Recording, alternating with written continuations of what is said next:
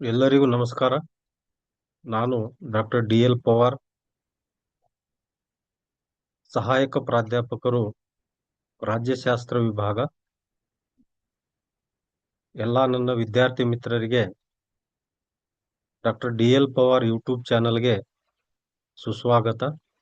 ಇವತ್ತಿನ ಕ್ಲಾಸ್ನಲ್ಲಿ ನಾವು ಹಳೆಯ ಪೊಲೀಸ್ ಕಾನ್ಸ್ಟೇಬಲ್ ನೇಮಕಾತಿಗೆ ಸಂಬಂಧಪಟ್ಟಂತೆ ಭಾರತದ ಸಂವಿಧಾನ ಈ ವಿಷಯಕ್ಕೆ ಸಂಬಂಧಿಸಿದ ಹಳೆಯ ಪ್ರಶ್ನೆಗಳ ಬಗ್ಗೆ ಚರ್ಚೆ ಮಾಡೋಣ.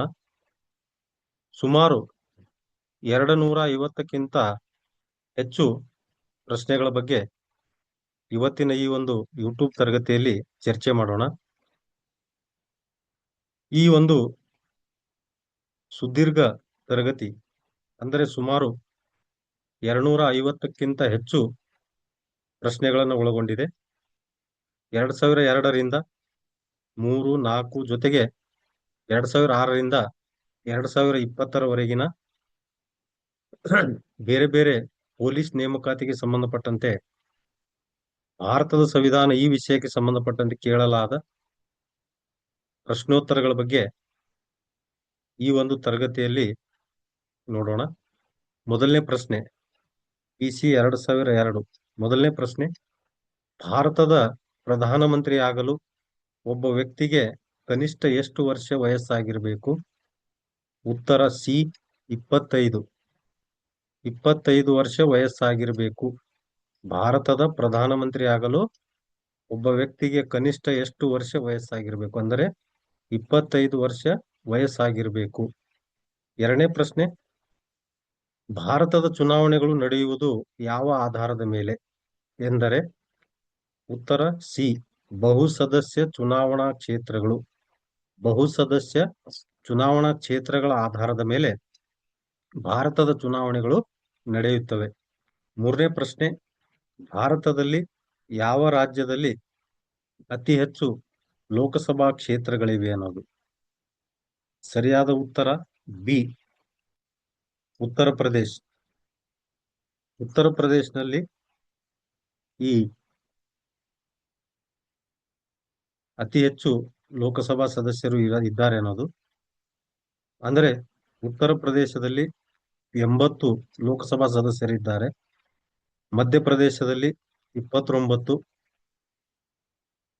ಆಂಧ್ರ ಪ್ರದೇಶದಲ್ಲಿ 25, ಅದರಂತೆ ಗುಜರಾತ್ನಲ್ಲಿ 26 ಸದಸ್ಯರಿದ್ದಾರೆ. ಭಾರತದ ಯಾವ ರಾಜ್ಯದಲ್ಲಿ ಅತಿ ಹೆಚ್ಚು ಲೋಕಸಭಾ ಕ್ಷೇತ್ರಗಳಿವೆ ಅನ್ನೋದು. ಸರಿಯಾದ ಉತ್ತರ ಬಿ, ಉತ್ತರ ಪ್ರದೇಶ್. ಉತ್ತರ ಪ್ರದೇಶದ ಲೋಕಸಭಾ ಸದಸ್ಯರ ಸಂಖ್ಯೆ 80, ಮಧ್ಯಪ್ರದೇಶ 29, ಆಂಧ್ರ ಪ್ರದೇಶ್ 25, ಗುಜರಾತ್ 26. ನಾಲ್ಕನೇ ಪ್ರಶ್ನೆ, ರಾಜ್ಯದ ರಾಜ್ಯಪಾಲರನ್ನು ಯಾರು ನೇಮಕ ಮಾಡುವರು? ರಾಷ್ಟ್ರಾಧ್ಯಕ್ಷರು ನಾಮಕರಣ ಮಾಡುತ್ತಾರೆ. ಭಾರತದ ರಾಷ್ಟ್ರಪತಿಗಳು ರಾಜ್ಯಗಳ ರಾಜ್ಯಪಾಲರನ್ನು ನಾಮಕರಣ ಮಾಡುತ್ತಾರೆ, ನೇಮಕ ಮಾಡುತ್ತಾರೆ. ಐದನೇ ಪ್ರಶ್ನೆ, ಪ್ರಜಾಪ್ರಭುತ್ವದ 4ನೇ ಸ್ತಂಭವೆಂದು ಯಾವುದನ್ನು ಕರೆಯುತ್ತಾರೆ? ಸರಿಯಾದ ಉತ್ತರ ಸಿ, ಪತ್ರಿಕೋದ್ಯಮ. ಇನ್ನು ಶಾಸಕಾಂಗ, ಕಾರ್ಯಾಂಗ, ನ್ಯಾಯಾಂಗ ಇವು 3 ಸರ್ಕಾರದ ಅಂಗಗಳು. ಐದನೇ ಪ್ರಶ್ನೆ ಏನಪ್ಪಾ ಅಂದ್ರ ಪ್ರಜಾಪ್ರಭುತ್ವದ 4ನೆಯ ಸ್ತಂಭವೆಂದು ಯಾವುದನ್ನು ಕರೆಯುತ್ತಾರೆ? ಪತ್ರಿಕೋದ್ಯಮ. ಆರನೇ ಪ್ರಶ್ನೆ, ರಾಷ್ಟ್ರಾಧ್ಯಕ್ಷರು ಲೋಕಸಭೆಗೆ ಈ ಜನಾಂಗಕ್ಕೆ ಸೇರಿದ 2 ಸದಸ್ಯರನ್ನು ನೇಮಿಸಬಹುದು. ಸರಿಯಾದ ಉತ್ತರ ಸಿ, ಆಂಗ್ಲೋ ಇಂಡಿಯನ್ ಜನಾಂಗ. ಆಂಗ್ಲೋ ಇಂಡಿಯನ್ ಜನಾಂಗಕ್ಕೆ ಸೇರಿದ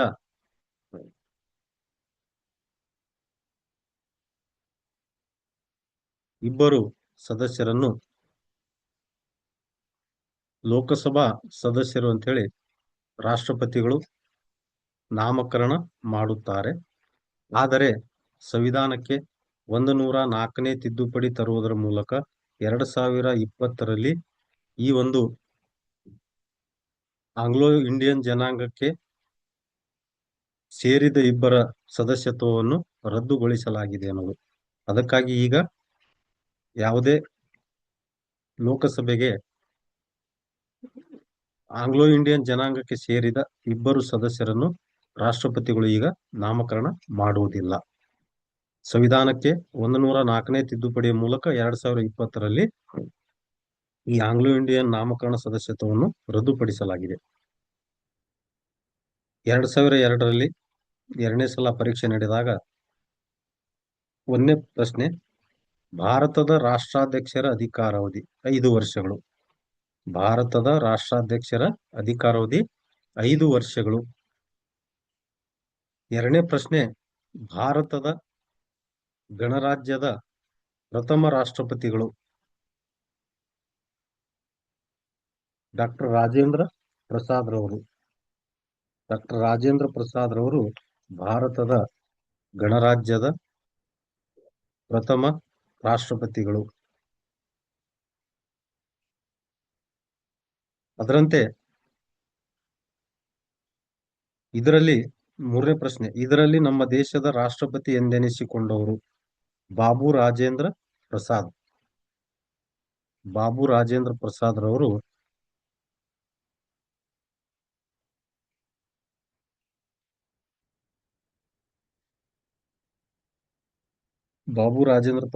ನಮ್ಮ ದೇಶದ ಪ್ರಥಮ ರಾಷ್ಟ್ರಪತಿಯಾಗಿದ್ದಾರೆ.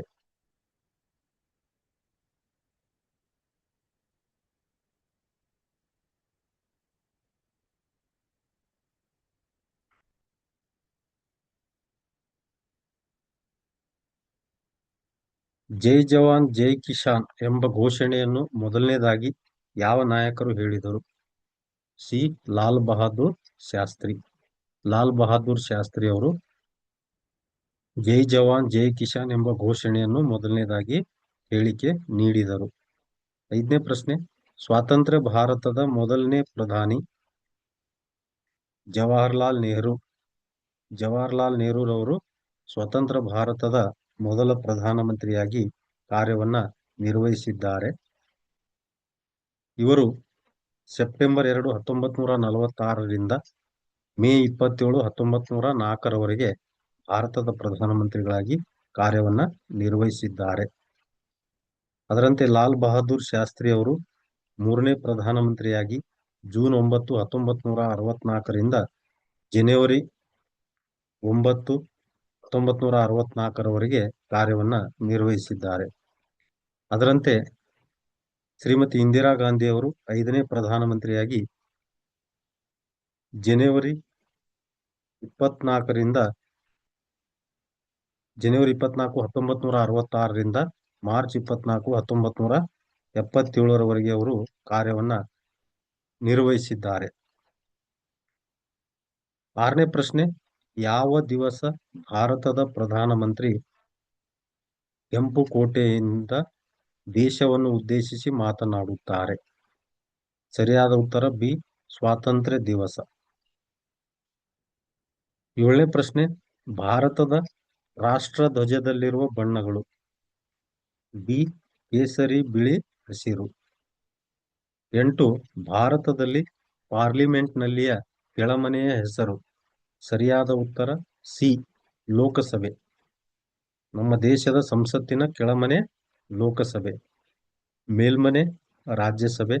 ಅದರಂತೆ ರಾಜ್ಯ ಶಾಸಕಾಂಗದ ಕೆಳಮನೆ ವಿಧಾನಸಭೆ, ಮೇಲ್ಮನೆ ವಿಧಾನ ಪರಿಷತ್ತು. 9ನೇ ಪ್ರಶ್ನೆ, ಸಂವಿಧಾನ ರಚನಾ ಸಭೆಯ ಕರಡು ಸಮಿತಿಯ ಅಧ್ಯಕ್ಷರಾಗಿದ್ದವರು? Doctor B R. ಅಂಬೇಡ್ಕರ್ ಅವರು ಸಂವಿಧಾನ ಕರಡು ರಚನಾ ಸಮಿತಿಯ ಅಧ್ಯಕ್ಷರಾಗಿ ಕಾರ್ಯವನ್ನ ನಿರ್ವಹಿಸಿದ್ದಾರೆ. 10ನೇ ಪ್ರಶ್ನೆ, ಲೋಕಸಭೆಯ ನಾಯಕ ಯಾರು? ಸರಿಯಾದ ಉತ್ತರ ಸಿ. ಪ್ರಧಾನಮಂತ್ರಿ. ಪ್ರಧಾನಮಂತ್ರಿಯವರನ್ನ ನಾವು ಲೋಕಸಭೆಯ ನಾಯಕವೆಂದು ಕರೆಯುತ್ತೇವೆ.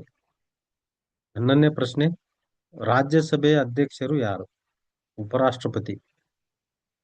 ಉಪರಾಷ್ಟ್ರಪತಿಗಳನ್ನ ನಾವು ರಾಜ್ಯಸಭೆಯ ಅಧ್ಯಕ್ಷರು, ಪದನಿಮಿತ್ತ ಚೇರ್ಮನ್ನರು ಅಂತ ಹೇಳಿ ಕೂಡ ಇಲ್ಲಿ ಕರೆಯುತ್ತೇವೆ. 12ನೇ ಪ್ರಶ್ನೆ, ಕೇಂದ್ರ ಮಂತ್ರಿಗಳು ಒಟ್ಟಾರೆ ಯಾರಿಗೆ ಜವಾಬ್ದಾರರು? ಕೇಂದ್ರದ ಎಲ್ಲಾ ಮಂತ್ರಿಗಳು ಪ್ರಧಾನಮಂತ್ರಿ ಅವರಿಗೆ ಜವಾಬ್ದಾರರಾಗಿರುತ್ತಾರೆ. ಅದಕ್ಕೆ ಇಲ್ಲಿ ಸರಿಯಾದ ಉತ್ತರ ಎ, ಪ್ರಧಾನಮಂತ್ರಿ.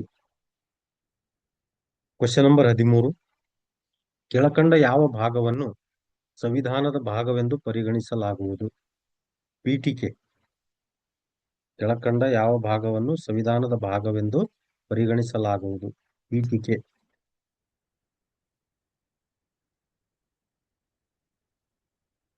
ಒಂದನೇ ಪ್ರಶ್ನೆ.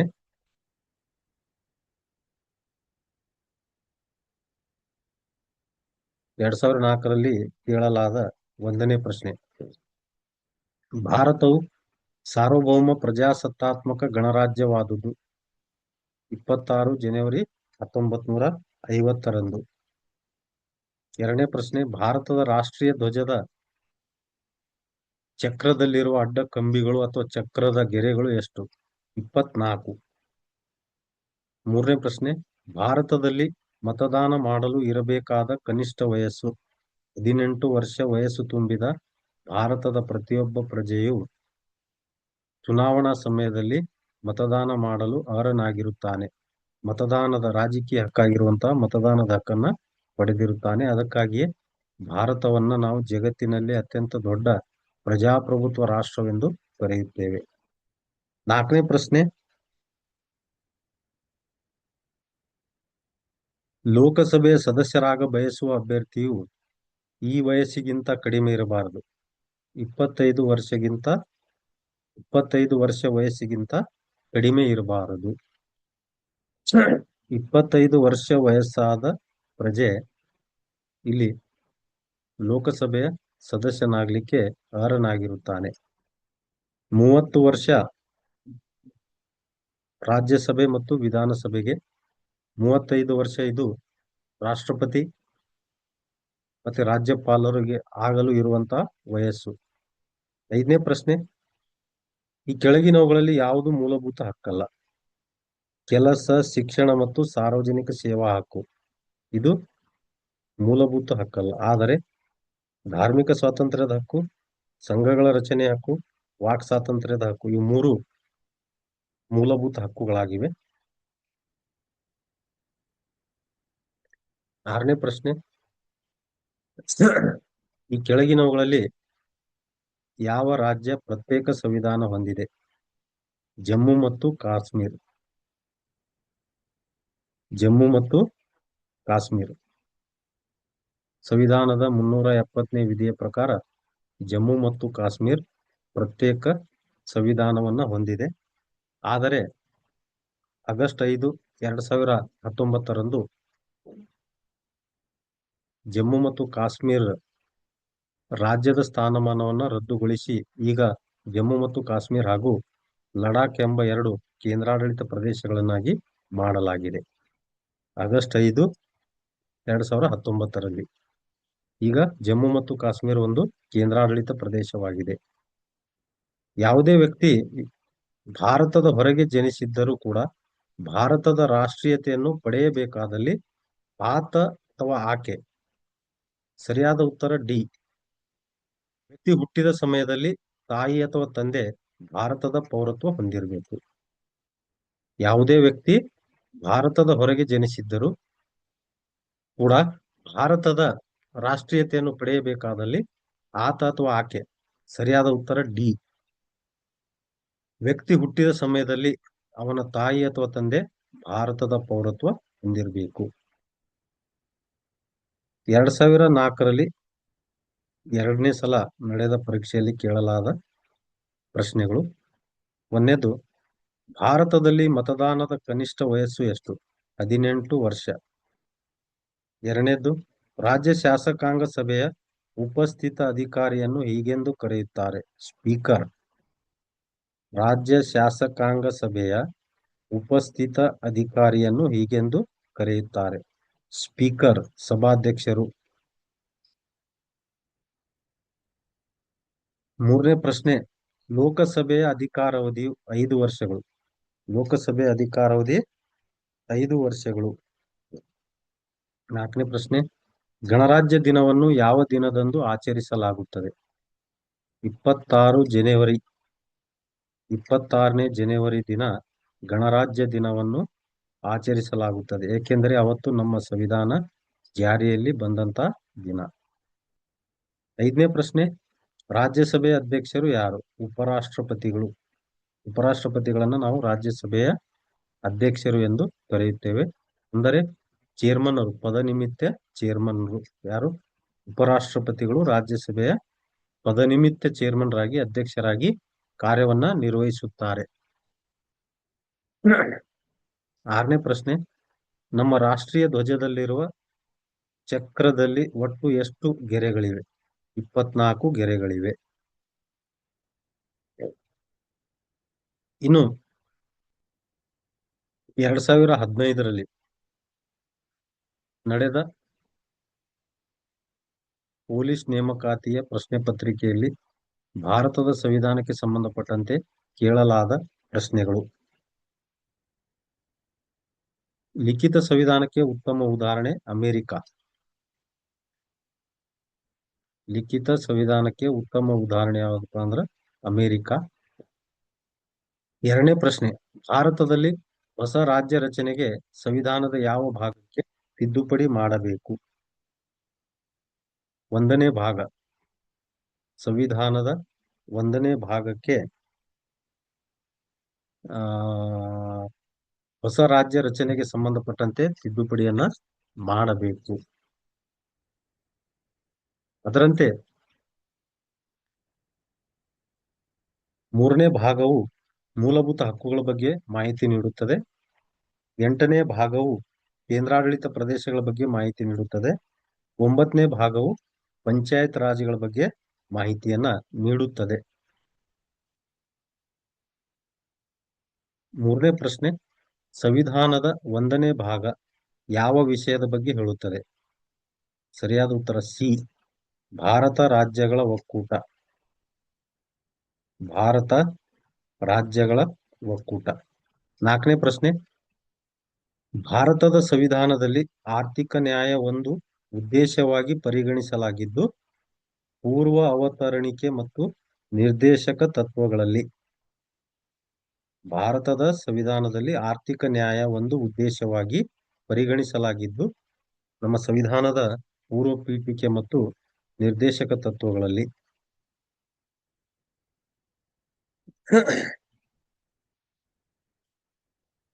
ಅದರಂತೆ 5ನೇ ಪ್ರಶ್ನೆ, ಜಾತ್ಯತೀತ ಮತ್ತು ಸಮಾಜವಾದಿ ಪದಗಳನ್ನು ಸೇರಿಸಿದ ತಿದ್ದುಪಡಿ ಯಾವುದು? 42ನೇ ತಿದ್ದುಪಡಿ. ಈ ಸಂವಿಧಾನದ 42ನೇ ತಿದ್ದುಪಡಿಯು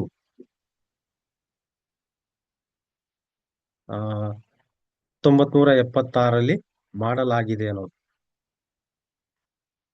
5ನೇ ಪ್ರಶ್ನೆ,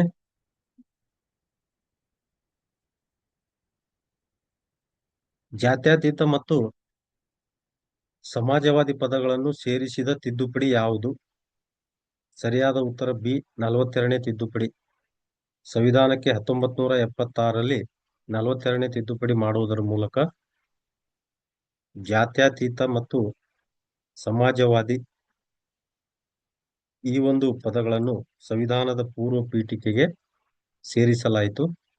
6ನೇ ಪ್ರಶ್ನೆ, ಭಾರತದಲ್ಲಿ ಪ್ರತ್ಯೇಕ ಸಂವಿಧಾನ ಹೊಂದಿದ ರಾಜ್ಯ ಯಾವುದು? ಜಮ್ಮು ಮತ್ತು ಕಾಶ್ಮೀರ. ನಮ್ಮ ಸಂವಿಧಾನದ 370ನೇ ವಿಧಿಯ ಪ್ರಕಾರ ಜಮ್ಮು ಮತ್ತು ಕಾಶ್ಮೀರ ಪ್ರತ್ಯೇಕ ಸಂವಿಧಾನವನ್ನ ಹೊಂದಿದೆ.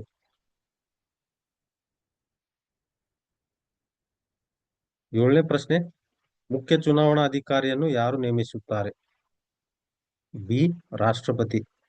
ರಾಷ್ಟ್ರಪತಿಗಳು ಮುಖ್ಯ ಚುನಾವಣಾ ಅಧಿಕಾರಿಯನ್ನು ನೇಮಿಸುತ್ತಾರೆ. 2015ರಲ್ಲಿ 2ನೇ ಸಲ ಪೊಲೀಸ್ ಪರೀಕ್ಷೆ. ಪ್ರಶ್ನೆ 1, ಭಾರತದ ಸಂವಿಧಾನದಲ್ಲಿ ಉಪ ಪ್ರಧಾನಮಂತ್ರಿ ಹುದ್ದೆಗೆ ಅವಕಾಶ ಇದೆ? ಸರಿಯಾದ ಉತ್ತರ ಬಿ, ಇಲ್ಲ. 2ನೇ ಪ್ರಶ್ನೆ, ರಾಷ್ಟ್ರೀಯ ಸಮಗ್ರತಾ ಮಂಡಳಿ ಅಧ್ಯಕ್ಷರು ಭಾರತದ ಪ್ರಧಾನಮಂತ್ರಿಗಳು. ಭಾರತದ ಪ್ರಧಾನಮಂತ್ರಿಗಳು ರಾಷ್ಟ್ರೀಯ ಸಮಗ್ರತಾ ಮಂಡಳಿಯ ಅಧ್ಯಕ್ಷರಾಗಿ ಕಾರ್ಯವನ್ನ ನಿರ್ವಹಿಸುತ್ತಾರೆ. 3ನೇ ಪ್ರಶ್ನೆ, ಲೋಕಸಭೆ ವಿಸರ್ಜನೆಗೊಂಡಾಗ ಯಾವ ವ್ಯಕ್ತಿಯು ಮುಂದಿನ ಲೋಕಸಭೆಯ ಪ್ರಥಮ ಸಭೆಗಿಂತ ಮೊದಲು ತನ್ನ ಸ್ಥಾನವನ್ನು ತ್ಯಜಿಸುವುದಿಲ್ಲ? ಪ್ರಧಾನಮಂತ್ರಿ. 4ನೇ ಪ್ರಶ್ನೆ, ಭಾರತದ ರಾಷ್ಟ್ರಪತಿಯವರಿಗೆ ಪ್ರತಿಜ್ಞಾ ವಿಧಿಯನ್ನು ಬೋಧಿಸುವವರು ಯಾರು? ಸರ್ವೋಚ್ಚ ನ್ಯಾಯಾಲಯದ ಮುಖ್ಯ ನ್ಯಾಯಮೂರ್ತಿಗಳು ಭಾರತದ ರಾಷ್ಟ್ರಪತಿಗಳಿಗೆ ಪ್ರತಿಜ್ಞಾ ವಿಧಿಯನ್ನು ಬೋಧಿಸುತ್ತಾರೆ. 5ನೇ ಪ್ರಶ್ನೆ, ಲೋಕಸಭೆ ಮತ್ತು ರಾಜ್ಯಸಭೆಗಳಲ್ಲಿ ಕರ್ನಾಟಕಕ್ಕೆ ಎಷ್ಟು ಸ್ಥಾನಗಳಿವೆ? 28, 12. ಲೋಕಸಭಾ ಸದಸ್ಯರು 28, ರಾಜ್ಯಸಭಾ ಸದಸ್ಯರು 12. 6ನೇ ಪ್ರಶ್ನೆ, ಭಾರತದ ಯಾವ ಪ್ರಧಾನಮಂತ್ರಿಯು ಸಂಸತ್ತನ್ನು ಎದುರಿಸಲಿಲ್ಲ? ಸರಿಯಾದ ಉತ್ತರ ಡಿ, ಚರಣ್ ಸಿಂಗ್. 7ನೇ ಪ್ರಶ್ನೆ, ಭಾರತದ ಉಪರಾಷ್ಟ್ರಪತಿಗಳು ಒಂದು ಬಾರಿ ಎಷ್ಟು ವರ್ಷದವರೆಗೆ ಅಧಿಕಾರದಲ್ಲಿರುತ್ತಾರೆ? 5 ವರ್ಷ. ಉಪರಾಷ್ಟ್ರಪತಿಗಳ ಅಧಿಕಾರಾವಧಿ 5 ವರ್ಷ. 8ನೇ ಪ್ರಶ್ನೆ, ರಾಜ್ಯಪಾಲರು ಹುದ್ದೆಯಲ್ಲಿದ್ದಾಗಲೇ ಮರಣ ಹೊಂದಿದರೆ ಅವರ ಸ್ಥಾನವನ್ನು ತಕ್ಷಣವೇ ಯಾರು ನಿರ್ವಹಿಸುತ್ತಾರೆ? ಉಚ್ಚ ನ್ಯಾಯಾಲಯದ ಮುಖ್ಯ ನ್ಯಾಯಮೂರ್ತಿಗಳು. ರಾಜ್ಯಪಾಲರು ಅಧಿಕಾರದಲ್ಲಿದ್ದಾಗ ಮರಣ ಹೊಂದಿದರೆ ಅವರ ಸ್ಥಾನವನ್ನು ವಹಿಸಿಕೊಳ್ಳುತ್ತಾರೆ. 9ನೇ ಪ್ರಶ್ನೆ, ಈ ಕೆಳಗಿನವುಗಳಲ್ಲಿ ಯಾವುದು ಭಾರತದ ಚುನಾವಣಾ ಆಯೋಗದ ಕರ್ತವ್ಯ ಅಲ್ಲ? ಅಭ್ಯರ್ಥಿಗಳ ಪ್ರಚಾರ ಮಾಡಲು ಹಣಕಾಸು ನೀಡುವುದು ಇದು ಚುನಾವಣಾ ಆಯೋಗದ ಕರ್ತವ್ಯ ಅಲ್ಲ. 10ನೇ ಪ್ರಶ್ನೆ, ಉಚ್ಚ ನ್ಯಾಯಾಲಯದ ನ್ಯಾಯಾಧೀಶರ ಹೆಚ್ಚುವರಿ ನ್ಯಾಯಮೂರ್ತಿಗಳು ಎಷ್ಟು ವರ್ಷಗಳವರೆಗೆ ಅಧಿಕಾರದಲ್ಲಿ ಇರುತ್ತಾರೆ? 2 ವರ್ಷಗಳವರೆಗೆ. ಭಾರತದಲ್ಲಿರುವ ಹೈಕೋರ್ಟ್ಗಳ ಹೆಚ್ಚುವರಿ ನ್ಯಾಯಮೂರ್ತಿಗಳು ಎಷ್ಟು ವರ್ಷಗಳವರೆಗೆ ಅಧಿಕಾರದಲ್ಲಿರುತ್ತಾರೆ? 2 ವರ್ಷಗಳವರೆಗೆ ಅವರು ಅಧಿಕಾರದಲ್ಲಿ ಇರುತ್ತಾರೆ. 11ನೇ ಪ್ರಶ್ನೆ, ಸಂಸತ್ತಿನ ಸದಸ್ಯನಲ್ಲದ ವ್ಯಕ್ತಿಯು ಮಂತ್ರಿಯಾಗಿ ನೇಮಕವಾದಲ್ಲಿ ಎಷ್ಟು ಸಮಯದ ಒಳಗೆ ಸಂಸತ್ತಿನ ಯಾವುದಾದರೂ ಸಭೆಗೆ ಸದಸ್ಯನಾಗಿ ಆಯ್ಕೆಯಾಗಬೇಕು? 6 ತಿಂಗಳು.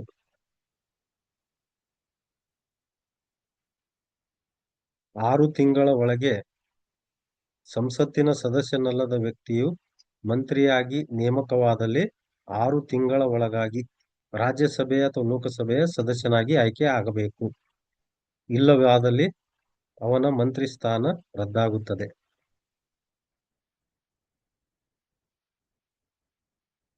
2013 3ನೇ ಒಂದು ಪೊಲೀಸ್ ನೇಮಕಾತಿಯ ಪ್ರಶ್ನೆ ಪತ್ರಿಕೆ 1ನೇ ಪ್ರಶ್ನೆ, ಈ ಕೆಳಗೆ ನಮೂದಿಸಿರುವ ಸಂವಿಧಾನದ ಭಾಗಗಳ ಪೈಕಿ ಯಾವುದನ್ನು ಯಾವುದೇ ನ್ಯಾಯಾಲಯದಿಂದ ಜಾರಿಗೊಳಿಸಲಾಗುವುದಿಲ್ಲ? ರಾಷ್ಟ್ರ ನೀತಿಗಳ ನಿರ್ದೇಶಕ ತತ್ವಗಳು. ನಮ್ಮ ಸಂವಿಧಾನದ ಭಾಗ 4ರಲ್ಲಿರುವ 36ರಿಂದ 51ರವರೆಗಿನ ವಿಧಿಗಳು ಏನು ರಾಜ್ಯ ನೀತಿ ನಿರ್ದೇಶಕ ತತ್ವಗಳ ಬಗ್ಗೆ ಮಾಹಿತಿ ನೀಡುತ್ತವೆ. ಅವುಗಳು ಸರ್ಕಾರಕ್ಕೆ ಮಾರ್ಗದರ್ಶನ ನೀಡುವ ತತ್ವಗಳು. ಅವುಗಳ ವಿರುದ್ಧವಾಗಿ ನ್ಯಾಯಾಲಯದಲ್ಲಿ ಪ್ರಕರಣ ಹೂಡ್ಲಿಕ್ಕೆ ಬರುವುದಿಲ್ಲ. ನ್ಯಾಯಾಲಯದ ವಿರುದ್ಧ ಹೋಗ್ಲಿಕ್ಕೆ ಬರಲ್ಲ. ಅವುಗಳ ವಿರುದ್ಧ ನ್ಯಾಯಾಲಯದಲ್ಲಿ ಪ್ರಶ್ನೆ ಮಾಡ್ಲಿಕ್ಕೆ ಬರುವುದಿಲ್ಲ. 2ನೇ ಪ್ರಶ್ನೆ, ಭಾರತದ ಮೊಟ್ಟ ಮೊದಲ ಮಹಿಳಾ ರಾಷ್ಟ್ರಪತಿ ಯಾರು? ಸರಿಯಾದ ಉತ್ತರ ಸಿ, ಪ್ರತಿಭಾ ಪಾಟೀಲ್.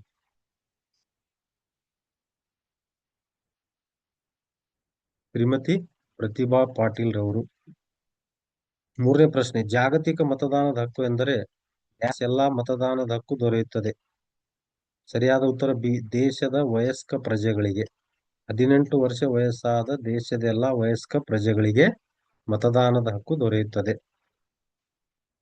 ಈ ಕೆಳಗಿನವುಗಳನ್ನು ಹೊಂದಿಸಿ ಬರೆಯಿರಿ.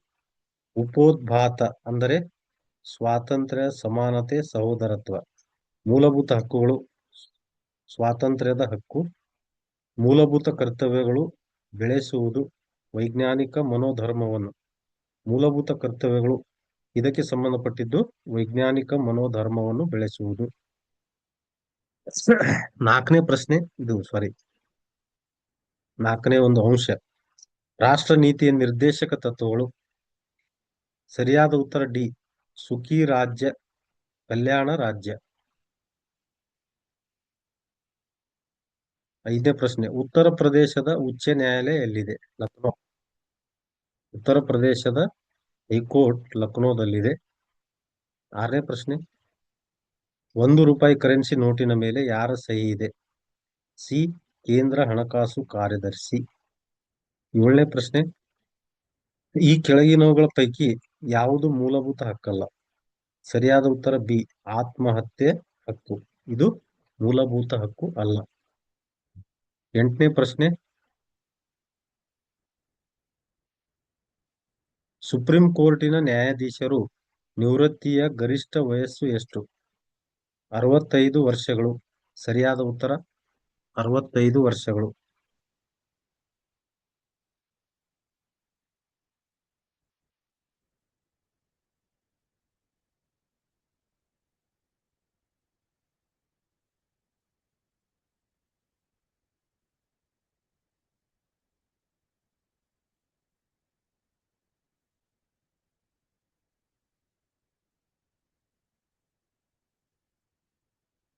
ಸರಿಯಾದ ಉತ್ತರ 65 ವರ್ಷಗಳು. 9ನೇ ಪ್ರಶ್ನೆ, ಕರ್ನಾಟಕ ಲೋಕಸಭಾ ಸದಸ್ಯರ ಸ್ಥಾನಗಳು ಎಷ್ಟು? 28. 10ನೇ ಪ್ರಶ್ನೆ, ಸಂವಿಧಾನದ ವಿಧಿ 371ರಲ್ಲಿ ಈ ಕೆಳಗಿನ ಯಾವ ಜಿಲ್ಲೆ ಒಳಪಟ್ಟಿಲ್ಲ? ವಿಜಯಪುರ. ಗುಲ್ಬರ್ಗಾ, ಯಾದಗಿರಿ, ಬಳ್ಳಾರಿ, ಬೀದರ್, ರಾಯಚೂರು, ಕೊಪ್ಪಳ ಇವುಗಳು ಸಂವಿಧಾನದ 371 371J ವಿಧಿಯಡಿಯಲ್ಲಿ ಬರುವಂತಹ ಜಿಲ್ಲೆಗಳು. 2016ರಲ್ಲಿ ಕೇಳಲಾದ ಪ್ರಶ್ನೆಗಳು. ಕರ್ನಾಟಕ ಸರ್ಕಾರದ ವಿಧಾನ ಪರಿಷತ್ತು ಎಷ್ಟು ಸ್ಥಾನಗಳನ್ನು ಒಳಗೊಂಡಿದೆ? 75 ಸ್ಥಾನಗಳನ್ನು ಕರ್ನಾಟಕದ ವಿಧಾನ ಪರಿಷತ್ತು ಒಳಗೊಂಡಿದೆ. 250 ರಾಜ್ಯಸಭೆಯ ಒಟ್ಟು ಸದಸ್ಯರ ಸಂಖ್ಯೆ. 224 ಕರ್ನಾಟಕದ ವಿಧಾನಸಭೆಯ ಸದಸ್ಯರ ಸಂಖ್ಯೆ. ಮೈಸೂರು ರಾಜ್ಯ ಅಸ್ತಿತ್ವಕ್ಕೆ ಬಂದದ್ದು 1ನೇ ನವೆಂಬರ್ 1956. 3ನೇ ಪ್ರಶ್ನೆ, ಹೈದರಾಬಾದ್ ಕರ್ನಾಟಕ ಭಾಗದ ಜನರಿಗೆ ವಿಶೇಷವಾಗಿ ಜಾರಿಗೆ ತರಲಾದ 371J ಕಲಂ ಅಡಿಯಲ್ಲಿ ಕರ್ನಾಟಕ ರಾಜ್ಯದ ಎಷ್ಟು ಹಿಂದುಳಿದ ಜಿಲ್ಲೆಗಳು ಸೇರ್ಪಡೆಗೊಂಡಿವೆ? 6. ಬೀದರ್, ಕಲಬುರಗಿ, ಯಾದಗಿರಿ, ರಾಯಚೂರು, ಬಳ್ಳಾರಿ, ಕೊಪ್ಪಳ. 4ನೇ ಪ್ರಶ್ನೆ, ಕೇಂದ್ರ ಸರ್ಕಾರದಲ್ಲಿ ವಿವಿಧ ಕಾರ್ಯಕಲಾಪಗಳನ್ನು ಸಚಿವರಿಗೆ ಹಂಚಿಕೆ ಮಾಡುವವರು ಯಾರು? ಪ್ರಧಾನಮಂತ್ರಿಗಳು. 5ನೇ ಪ್ರಶ್ನೆ, ಭಾರತದ ಸಂವಿಧಾನದ ಎಷ್ಟನೇ ವಿಧಿಯಲ್ಲಿ ಪತ್ರಿಕಾ ಸ್ವಾತಂತ್ರ್ಯ ಧ್ವನಿತವಾಗಿದೆ? ಸರಿಯಾದ ಉತ್ತರ ಡಿ, ಆರ್ಟಿಕಲ್ 19. ಆರ್ಟಿಕಲ್ 19ರಲ್ಲಿ ಪತ್ರಿಕಾ ಸ್ವಾತಂತ್ರ್ಯದ ಬಗ್ಗೆ ಮಾಹಿತಿ ಇದೆ. 6ನೇ ಪ್ರಶ್ನೆ, ಈ ಕೆಳಕಂಡ ಯಾವುದು ಮೂಲಭೂತ ಕರ್ತವ್ಯವಾಗಿರುವುದಿಲ್ಲ? ಸಾರ್ವತ್ರಿಕ ಚುನಾವಣೆಯಲ್ಲಿ ಮತದಾನವನ್ನು ಮಾಡುವುದು. 7ನೇ ಪ್ರಶ್ನೆ, USA ರಾಷ್ಟ್ರದ ಸಂಸತ್ತನ್ನು ಈ ಕೆಳಗಂಡಂತೆ ಕರೆಯುತ್ತಾರೆ? ಕಾಂಗ್ರೆಸ್ ಎಂದು ಕರೆಯುತ್ತಾರೆ.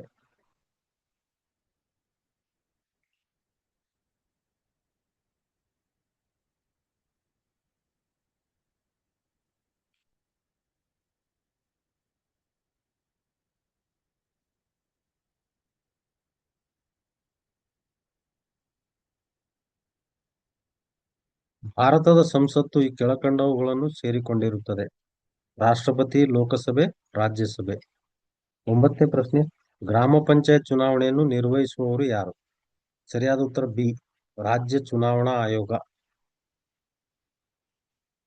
10ನೇ ಪ್ರಶ್ನೆ, ಭಾರತ ಸಂವಿಧಾನದ 7ನೇ ಅನುಚ್ಛೇದದ ಪ್ರಕಾರ ಪೊಲೀಸ್ ಎಂಬ ಪದವು ಈ ಕೆಳಕಂಡ ಯಾವ ಪಟ್ಟಿಯಲ್ಲಿನ ವಿಶೇಷವಾಗಿದೆ? ರಾಜ್ಯ ಪಟ್ಟಿಯಲ್ಲಿ ಬರುವಂತಹ ಒಂದು ವಿಷಯವಾಗಿದೆ. ಇಂಡಿಯಾ ಅಂದರೆ ಭಾರತ ಈ ಕೆಳಕಂಡವುಗಳ ಒಕ್ಕೂಟವಾಗಿದೆ. ರಾಜ್ಯಗಳು ಇನ್ನೊಂದು ಪ್ರಶ್ನೆ. ಭಾರತ ಸಂವಿಧಾನವನ್ನು ಸ್ವೀಕರಿಸಿದ ದಿನಾಂಕ 26 ನವೆಂಬರ್ 1949ರಂದು.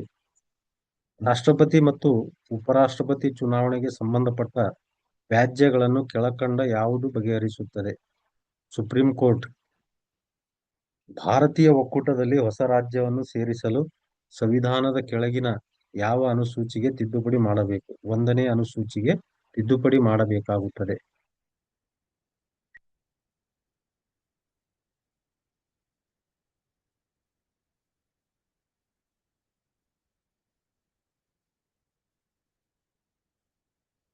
ಒಬ್ಬ ವ್ಯಕ್ತಿ ಅಕ್ರಮ ಬಂಧನಕ್ಕೆ ಸಂಬಂಧಪಟ್ಟಂತೆ ನ್ಯಾಯಾಲಯಗಳು ಹೊರಡಿಸುವ ರಿಟ್ ಯಾವುದು?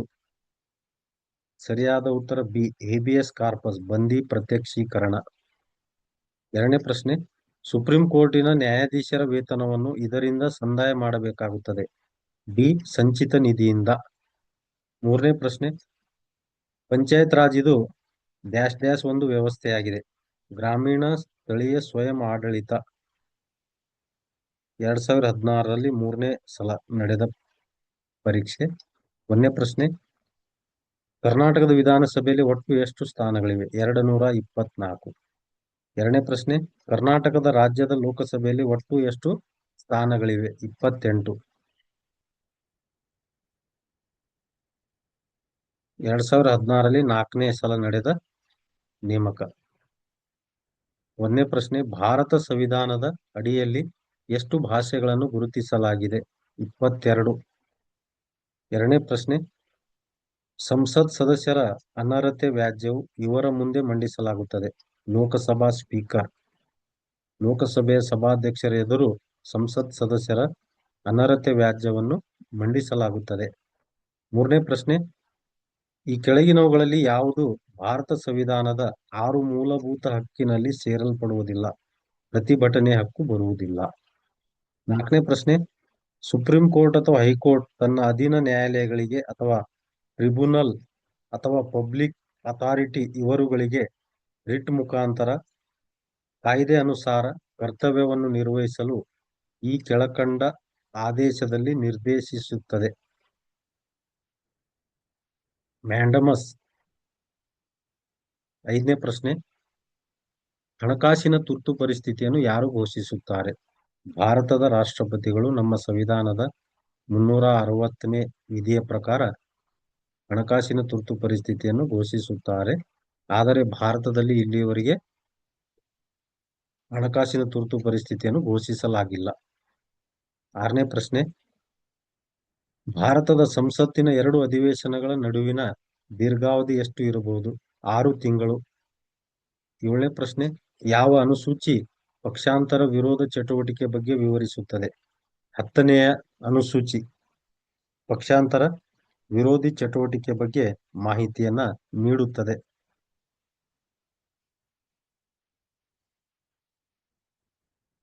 ಭಾರತ ಸಂವಿಧಾನದ 7ನೇ ಅನುಸೂಚಿಯ ಯಾವ ಪಟ್ಟಿಗೆ ಪೊಲೀಸ್ ಸೇರಿದೆ? ರಾಜ್ಯ ಪಟ್ಟಿ. 9ನೇ ಪ್ರಶ್ನೆ. ಸಂವಿಧಾನಾತ್ಮಕ ಪರಿಹಾರದ ಹಕ್ಕು ಇದಾಗಿದೆ. ಮೂಲಭೂತ ಹಕ್ಕು. 2016-5ರಲ್ಲಿ ಕೇಳಲಾದ ಪ್ರಶ್ನೆ. ಇತ್ತೀಚೆಗೆ ಸಂಸತ್ತಿನಲ್ಲಿ ಅಂಗೀಕೃತವಾದ ಒಂದೇ ನಿಮಿಷ.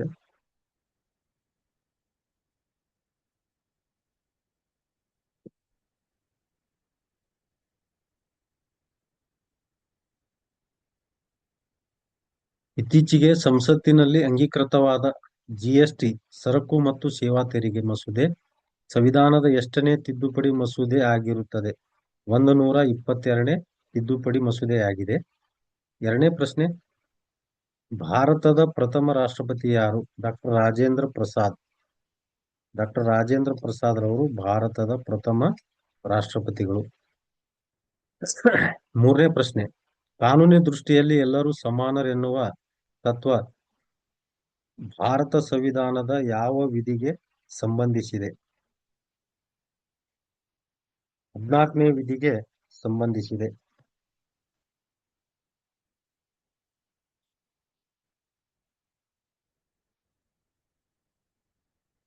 ಮೂಲಭೂತ ಹಕ್ಕುಗಳನ್ನು ಕಾರ್ಯಗತಗೊಳಿಸಲು ರಿಟ್ ಹೊರಡಿಸುವ ಅಧಿಕಾರ ಯಾರಿಗಿದೆ? ಸರ್ವೋಚ್ಚ ನ್ಯಾಯಾಲಯ ಮತ್ತು ಉಚ್ಚ ನ್ಯಾಯಾಲಯ. ಸರ್ವೋಚ್ಚ ನ್ಯಾಯಾಲಯಕ್ಕೆ 32ನೇ ವಿಧಿಯ ಪ್ರಕಾರ, ಉಚ್ಚ ನ್ಯಾಯಾಲಯಗಳಿಗೆ 226ನೇ ವಿಧಿಯ ಪ್ರಕಾರ ಮೂಲಭೂತ ಹಕ್ಕುಗಳನ್ನು ಕಾರ್ಯಗತಗೊಳಿಸಲು ರಿಟ್ ಹೊರಡಿಸುವ ಅಧಿಕಾರವಿದೆ. 5ನೇ ಪ್ರಶ್ನೆ, ಭಾರತದ ರಾಷ್ಟ್ರಪತಿಗಳ ನಿವೃತ್ತಿ ವಯಸ್ಸೆಷ್ಟು? ಸರಿಯಾದ ಉತ್ತರ ಡಿ, ವಯಸ್ಸಿನ ಮಿತಿ ಇಲ್ಲ.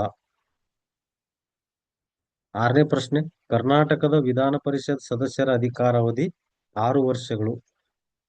7ನೇ, ಕೇಂದ್ರ ಮಂತ್ರಿಮಂಡಲದ ಮುಖ್ಯಸ್ಥರು ಯಾರು? ಪ್ರಧಾನಮಂತ್ರಿಗಳು. 8ನೇ ಪ್ರಶ್ನೆ, ಸರ್ವೋಚ್ಚ ನ್ಯಾಯಾಲಯದ ನ್ಯಾಯಾಧೀಶರನ್ನು ಯಾರು ನೇಮಿಸುತ್ತಾರೆ? ಸರಿಯಾದ ಉತ್ತರ ಡಿ, ರಾಷ್ಟ್ರಪತಿ. ಭಾರತದ ಸಶಸ್ತ್ರ ಬಲಗಳ ಪರಮೋಚ್ಚ ನಾಯಕ ಯಾರು? ರಾಷ್ಟ್ರಪತಿಗಳು ಭಾರತದ ಭೂಪಡೆ, ವಾಯುಪಡೆ, ನೌಕಾಪಡೆಗಳ ಪರಮೋಚ್ಚ ನಾಯಕರಾಗಿ, ಮಹಾದಂಡ ನಾಯಕರಾಗಿ ಕಾರ್ಯನಿರ್ವಹಿಸುತ್ತಾರೆ. 10ನೇ ಪ್ರಶ್ನೆ, ಸಂವಿಧಾನವು ಭಾರತವನ್ನು ಏನೆಂದು ಘೋಷಿಸುತ್ತದೆ? ರಾಜ್ಯಗಳ ಒಕ್ಕೂಟವೆಂದು ಘೋಷಿಸುತ್ತದೆ. ಯಾವ ವರ್ಷದಲ್ಲಿ ಮೊದಲ ಬಾರಿಗೆ ಭಾಷಾವಾರು ರಾಜ್ಯಗಳ ರಚನೆಯಾಯಿತು? 1956ರಲ್ಲಿ ಮೊದಲ ಬಾರಿಗೆ ಭಾಷಾವಾರು ರಾಜ್ಯಗಳ ರಚನೆಯಾಯಿತು. 12ನೇ ಪ್ರಶ್ನೆ, ಕರ್ನಾಟಕ ವಿಧಾನಸಭೆಯ ಸದಸ್ಯರ ಸಂಖ್ಯೆ ಎಷ್ಟು?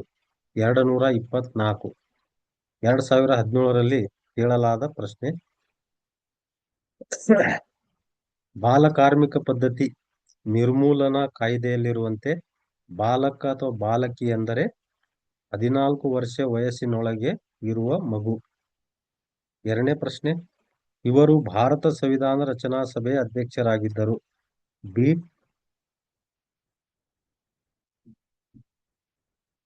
ಡಾಕ್ಟರ್ ಬಾಬು ರಾಜೇಂದ್ರ ಪ್ರಸಾದ್.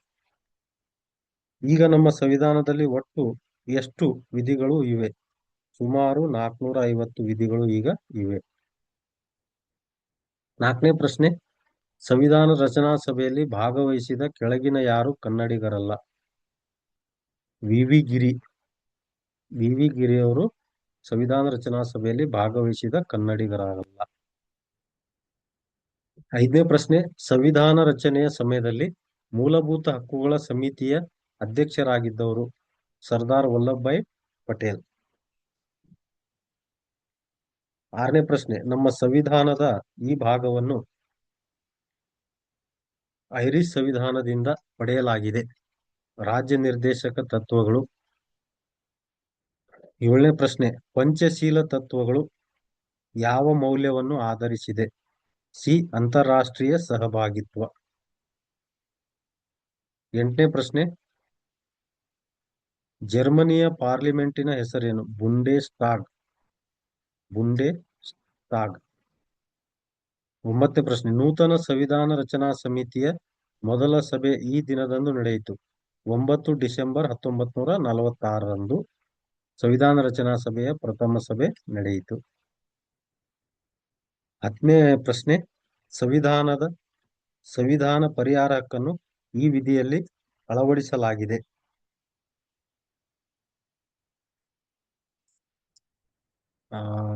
32ನೇ ವಿಧಿಯಲ್ಲಿ ಸಂವಿಧಾನ ಪರಿಹಾರದ ಹಕ್ಕನ್ನು ಅಳವಡಿಸಿಕೊಳ್ಳಲಾಗಿದೆ.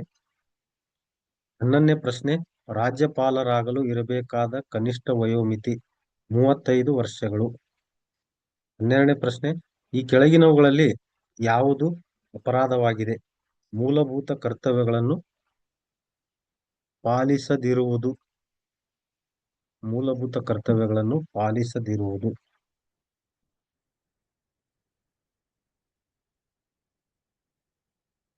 13ನೇ ಪ್ರಶ್ನೆ, ಭಾರತದಲ್ಲಿ ನೇ ವರ್ಷದಲ್ಲಿ ನಡೆದ 61ನೇ ಸಂವಿಧಾನ ತಿದ್ದುಪಡಿಯ ಪ್ರಕಾರ ಮತದಾನದ ವಯೋಮಿತಿಯನ್ನು 21ನೇ ವರ್ಷದಿಂದ 18ಕ್ಕೆ ಇಳಿಸಲಾಯಿತು. 1989ರಲ್ಲಿ ನಡೆದ 61ನೇ ತಿದ್ದುಪಡಿಯ ಮೂಲಕ. 2017 ಎರಡನೇ ಸಲ ನಡೆದ ಪರೀಕ್ಷೆ.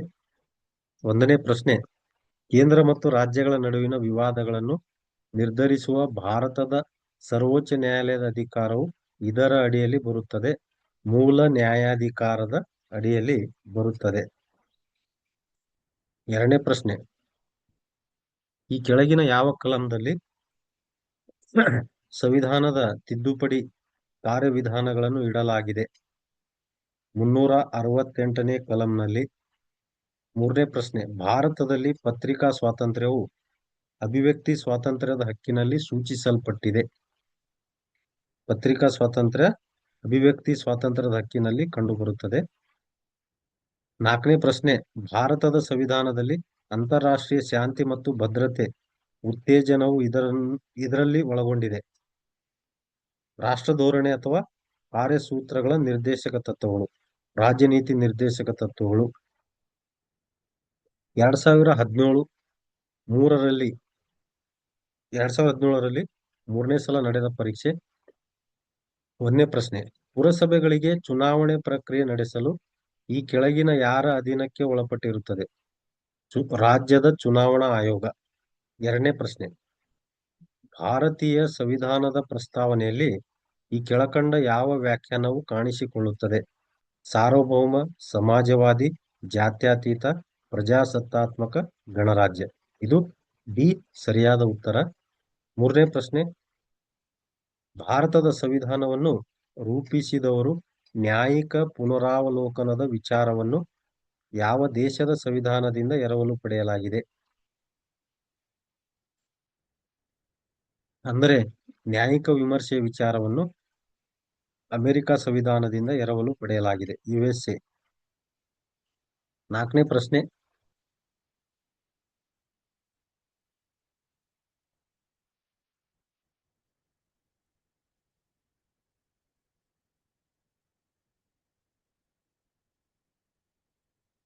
ಪ್ರಶ್ನೆ, ಜಮ್ಮು ಮತ್ತು ಕಾಶ್ಮೀರಕ್ಕೆ ಸಂಬಂಧಿಸಿದಂತೆ ಶಾಸನ ನಿರ್ಮಾಣದ ಅವಶಿಷ್ಟ ಅಧಿಕಾರಗಳು ಇರುವುದು ರಾಜ್ಯದ ವಿಧಾನಮಂಡಲಕ್ಕೆ. 5, ಭಾರತೀಯ ಸಂವಿಧಾನದಲ್ಲಿ ಎಷ್ಟು ಮೂಲಭೂತ ಕರ್ತವ್ಯಗಳಿವೆ? 11. ನಮ್ಮ ಸಂವಿಧಾನದ ಭಾಗ 4A ನ 51A ವಿಧಿ ಈ 11 ಮೂಲಭೂತ ಕರ್ತವ್ಯಗಳ ಬಗ್ಗೆ ಮಾಹಿತಿ ನೀಡುತ್ತದೆ. 6ನೇ ಪ್ರಶ್ನೆ, ಈ ಕೆಳಕಂಡ ಯಾವ ನಗರದಲ್ಲಿ ಕರ್ನಾಟಕ ಉಚ್ಚ ನ್ಯಾಯಾಲಯದ ಪೀಠ ಇಲ್ಲ? ಮೈಸೂರು. ಆದರೆ ಬೆಂಗಳೂರು, ಕಲಬುರಗಿ, ಧಾರವಾಡದಲ್ಲಿ ನ್ಯಾಯಾಲಯ ಪೀಠಗಳಿವೆ. 7ನೇ ಪ್ರಶ್ನೆ, ಕೆಳಗಿನವರಲ್ಲಿ ಅವಿರೋಧವಾಗಿ ಚುನಾಯಿತರಾದ ಭಾರತದ ರಾಷ್ಟ್ರಪತಿಗಳು ಯಾರು? ಡಾಕ್ಟರ್ ನೀಲಂ ಸಂಜೀವ್ ರೆಡ್ಡಿ ಅವರು. 8, ಲೋಕಸಭೆಯ ಸ್ಪೀಕರ್ ಅನ್ನು ಯಾರು ಆಯ್ಕೆ ಮಾಡುತ್ತಾರೆ? ಲೋಕಸಭೆಯ ಸದಸ್ಯರು ತಮ್ಮಲ್ಲಿ ಒಬ್ಬ ಹಿರಿಯ ಸದಸ್ಯನನ್ನ ಲೋಕಸಭೆಯ ಸ್ಪೀಕರ್ ಎಂದು ಆಯ್ಕೆ ಮಾಡುತ್ತಾರೆ. 9ನೇ ಪ್ರಶ್ನೆ, ಜಂಟಿ ರಾಜ್ಯ ಲೋಕಸೇವಾ ಆಯೋಗ 2 ಅಥವಾ ಹೆಚ್ಚು ರಾಜ್ಯಗಳಿಗೆ ಅನ್ವಯಿಸುವಂತೆ ರಚಿಸಿದ್ದು ಅದು ಒಂದು ಸಂವಿಧಾನಿಕ ಅಂಗ. ಈ ಕೆಳಗಿನವರಲ್ಲಿ ಯಾರಿಗೆ ಮಂತ್ರಿಮಂಡಲದ ಮಂತ್ರಿಗಳು ಒಟ್ಟಾಗಿ ಜವಾಬ್ದಾರರಾಗಿರುತ್ತಾರೆ? ಲೋಕಸಭೆ.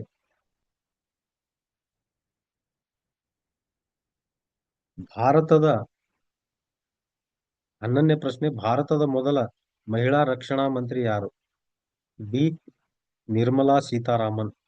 12ನೇ ಪ್ರಶ್ನೆ, ಉಚ್ಚ ನ್ಯಾಯಾಲಯದ ನ್ಯಾಯಾಧೀಶರು ಈ ಕೆಳಗಿನವರ ಸಂಬೋಧಿಸಿ ಸ್ವಹಸ್ತಾಕ್ಷರದಲ್ಲಿ ತಮ್ಮ ರಾಜೀನಾಮೆಯನ್ನು ಸಲ್ಲಿಸಬಹುದು. ಭಾರತದ ರಾಷ್ಟ್ರಪತಿಯವರಿಗೆ.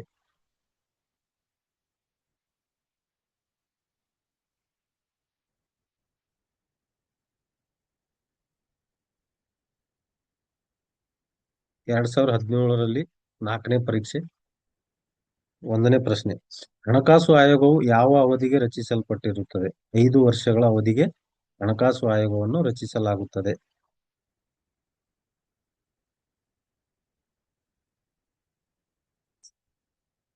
2ನೇ ಪ್ರಶ್ನೆ, ಭಾರತದ ಸಂವಿಧಾನದ ಯಾವ ಭಾಗವು ರಾಜ್ಯನೀತಿಯ ನಿರ್ದೇಶಕ ತತ್ವಗಳೊಂದಿಗೆ ವ್ಯವಹರಿಸುತ್ತದೆ? ಭಾಗ 4. 3ನೇ ಪ್ರಶ್ನೆ, ರಾಜ್ಯಸಭೆಯನ್ನು ವಿಸರ್ಜಿಸಲು ಯಾರು ಸಕ್ಷಮರಾಗಿದ್ದಾರೆ? ಯಾರೂ ಇಲ್ಲ. 4ನೇ ಪ್ರಶ್ನೆ, ಈ ಕೆಳಗಿನವರಲ್ಲಿ ಯಾರು ಸಂವಿಧಾನದ ಸಭೆ ಅಧ್ಯಕ್ಷರಾಗಿದ್ದರು? ಡಾಕ್ಟರ್ ರಾಜೇಂದ್ರ ಪ್ರಸಾದ್. 5ನೇ ಪ್ರಶ್ನೆ, ಕೆಳಗಿನ ಉಚ್ಚ ನ್ಯಾಯಾಲಯಗಳಲ್ಲಿ ಯಾವುದು ಒಂದಕ್ಕಿಂತ ಹೆಚ್ಚು ರಾಜ್ಯಗಳ ನ್ಯಾಯವ್ಯಾಪ್ತಿಯನ್ನು ಹೊಂದಿರುತ್ತದೆ? ಗೌಹಾಟಿ. ನಿರ್ದೇಶನ ತತ್ವಗಳ ಜಾರಿಯು ಹೆಚ್ಚಾಗಿ ಇವರ ಮೇಲೆ ಅವಲಂಬಿಸಿರುತ್ತದೆ? ಸರ್ಕಾರಕ್ಕೆ ಲಭ್ಯವಿರುವ ಮೂಲಗಳು. 7. ಸಶಸ್ತ್ರ ಪಡೆಗಳ ಸರ್ವೋಚ್ಚ ಕಮಾಂಡರ್ ಯಾರಾಗಿರುತ್ತಾರೆ? ಸರಿಯಾದ ಉತ್ತರ ಬಿ, ರಾಷ್ಟ್ರಾಧ್ಯಕ್ಷರು. 8. ಮೂಲಭೂತ ಹಕ್ಕುಗಳಲ್ಲಿ ಯಾವುದು 44ನೇ ತಿದ್ದುಪಡಿ ಮಸೂದೆಯಿಂದ ರದ್ದುಪಡಿಸಲ್ಪಟ್ಟಿದೆ? ಆಸ್ತಿ ಹಕ್ಕು. 1978ರಲ್ಲಿ ಸಂವಿಧಾನಕ್ಕೆ 44ನೇ ತಿದ್ದುಪಡಿ ತರುವುದರ ಮೂಲಕ ಆಸ್ತಿ ಹಕ್ಕನ್ನ ಮೂಲಭೂತ ಹಕ್ಕುಗಳ ಪಟ್ಟಿಯಿಂದ ತೆಗೆದುಹಾಕಲಾಯಿತು. ಈಗ ಅದು 300A ವಿಧಿಯ ಪ್ರಕಾರ ಕಾನೂನಾತ್ಮಕ ಹಕ್ಕಾಗಿದೆ. 9ನೇ ಪ್ರಶ್ನೆ, ಭಾರತದ ಸಂವಿಧಾನವನ್ನು ಯಾವ ನಿಕಾಯ ರೂಪಿಸಿತು? ಸಂವಿಧಾನ ಮಂಡಳಿ, ಸಂವಿಧಾನ ರಚನಾ ಸಭೆ. 10ನೇ ಪ್ರಶ್ನೆ, ರಾಜ್ಯಗಳ ನಡುವಿನ ವಿವಾದಗಳು ಸರ್ವೋಚ್ಚ ನ್ಯಾಯಾಲಯಕ್ಕೆ ಇದರಡಿ ಬರುತ್ತವೆ? ಮೂಲ ನ್ಯಾಯ ವ್ಯಾಪ್ತಿಯ ಅಡಿಯಲ್ಲಿ, ಮೂಲ ಅಧಿಕಾರ ವ್ಯಾಪ್ತಿಯಲ್ಲಿ ಬರುತ್ತದೆ. 2017 5ನೇ ಪ್ರಶ್ನೆ 2017ರ 5ನೇ ಸಲ ನಡೆದ ಪರೀಕ್ಷೆ. 1ನೇದು, ರಾಜ್ಯ ನೀತಿ ನಿರ್ದೇಶಕ ತತ್ವಗಳು ಸಂವಿಧಾನದ ಯಾವ ಭಾಗದಲ್ಲಿ ಅಡಕವಾಗಿವೆ? ಭಾಗ 4.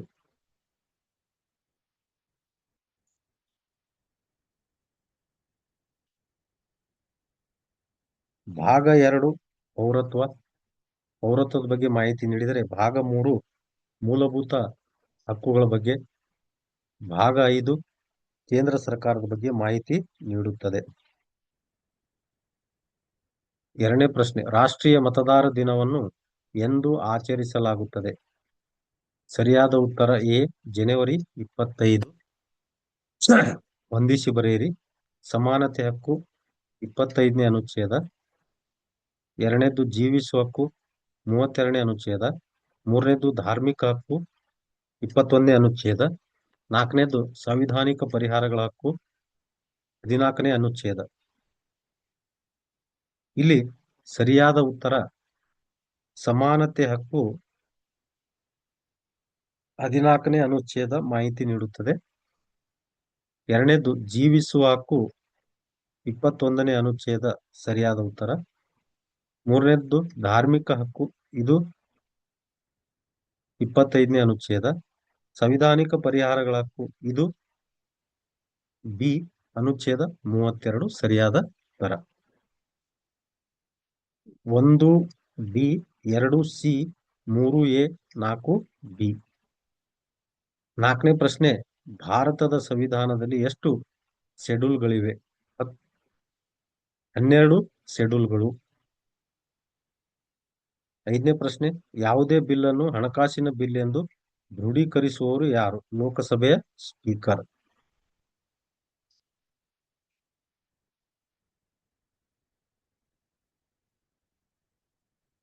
ಭಾರತದಲ್ಲಿ ಮೊದಲನೇ ಸಾರ್ವತ್ರಿಕ ಚುನಾವಣೆ ನಡೆದದ್ದು ಯಾವಾಗ? 1952ರಲ್ಲಿ. 7ನೇ ಪ್ರಶ್ನೆ, ಲೋಕಸಭೆಯ ಪ್ರಥಮ ಮಹಿಳಾ ಸ್ಪೀಕರ್ ಯಾರು? ಸರಿಯಾದ ಉತ್ತರ ಡಿ, ಮೀರಾ ಕುಮಾರ್ ಅವರು. 8ನೇ ಪ್ರಶ್ನೆ, ಈ ಕೆಳಗಿನವುಗಳಲ್ಲಿ ಯಾವುದು ಸಂವಿಧಾನಿಕ ಸಂಸ್ಥೆ ಆಗಿರುವುದಿಲ್ಲ? UGC, united grand commission. 9ನೇ ಪ್ರಶ್ನೆ, ಕೇಂದ್ರ ಶಾಸನ ಸಭೆಯ 2 ಅಧಿವೇಶನಗಳ ನಡುವಿನ ಗರಿಷ್ಠ ಕಾಲಮಿತಿ 6 ತಿಂಗಳು.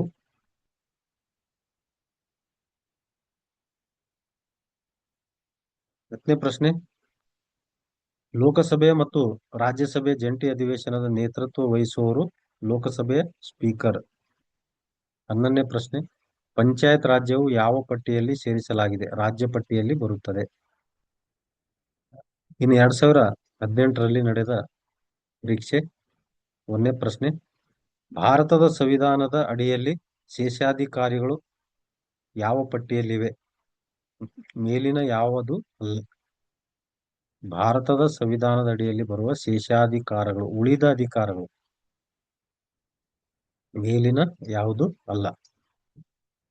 2ನೇ ಪ್ರಶ್ನೆ, ಯಾವ ಕಾನೂನುಬದ್ಧ ಅಧಿಕಾರಿಯು ಸಂಸತ್ತಿನ ಕಲಾಪಗಳಲ್ಲಿ ಭಾಗವಹಿಸುವ ಹಕ್ಕು ಹೊಂದಿರುತ್ತಾರೆ? ಸರಿಯಾದ ಉತ್ತರ ಬಿ, ಅಟಾರ್ನಿ ಜನರಲ್. ಪ್ರಶ್ನೆ 3, ಭಾರತದ ಸಂವಿಧಾನದಲ್ಲಿ ಮೂಲಭೂತ ಕರ್ತವ್ಯಗಳ ವಿಚಾರವನ್ನು ಯಾವ ದೇಶದ ಸಂವಿಧಾನದಿಂದ ಅಳವಡಿಸಲಾಗಿದೆ? USSR, Russia, United States of Soviet Russia. 4ನೇ ಪ್ರಶ್ನೆ, ಭಾರತ ಸಂವಿಧಾನದ 92ನೇ ತಿದ್ದುಪಡಿಯಲ್ಲಿ 8ನೇ ಅನುಸೂಚಿಗೆ ಕೆಳಗಿನ ಯಾವ ಭಾಷೆಯನ್ನು ಸೇರಿಸಿಲ್ಲ? ಭೋಜ್ಪುರಿ. ಆದರೆ ಬೋಡೋ, ಡೋಗ್ರಿ, ಮೈಥಿಲಿ, ಸಂತಾಲಿ ಈ ಒಂದು ಭಾಷೆಗಳನ್ನು 92ನೇ ತಿದ್ದುಪಡಿಯ ಮೂಲಕ ಸೇರಿಸಲಾಯಿತು. 5ನೇ ಪ್ರಶ್ನೆ, ಲೋಕಸಭೆ ಸ್ಪೀಕರ್ ಅವರು ಯಾರಿಗೆ ರಾಜೀನಾಮೆ ಪತ್ರವನ್ನು ಸಲ್ಲಿಸುವುದರ ಮೂಲಕ ರಾಜೀನಾಮೆ ನೀಡಬಹುದು? ಉಪಸಭಾಪತಿಗೆ. 6ನೇ ಪ್ರಶ್ನೆ, ಭಾರತದ ಸಂವಿಧಾನದ 1ನೇ ವಿಧಿಯು ಭಾರತವನ್ನು ಏನೆಂದು ಕರೆಯುತ್ತದೆ? D. Union of state. Bharat ಒಂದು ರಾಜ್ಯಗಳ ಒಕ್ಕೂಟ. 7ನೇ ಪ್ರಶ್ನೆ, ಕೆಳಗಿನವುಗಳಲ್ಲಿ ಯಾವುದನ್ನು 4ನೇ ಎಸ್ಟೇಟ್ ಎಂದು ಕರೆಯುತ್ತಾರೆ? ಮಾಧ್ಯಮ.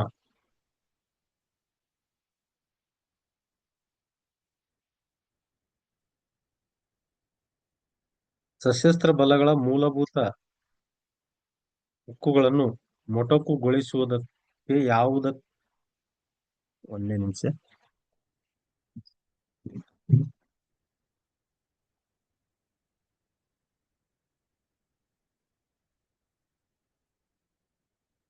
ಎಂಟನೇ ಪ್ರಶ್ನೆ, ಸಶಸ್ತ್ರ ಬಲಗಳ ಮೂಲಭೂತ ಹಕ್ಕುಗಳನ್ನು ಮೊಟಕುಗೊಳಿಸುವುದಕ್ಕೆ ಸಂಬಂಧಿಸಿದ ಸಂವಿಧಾನದ ವಿಧಿ ಯಾವುದು?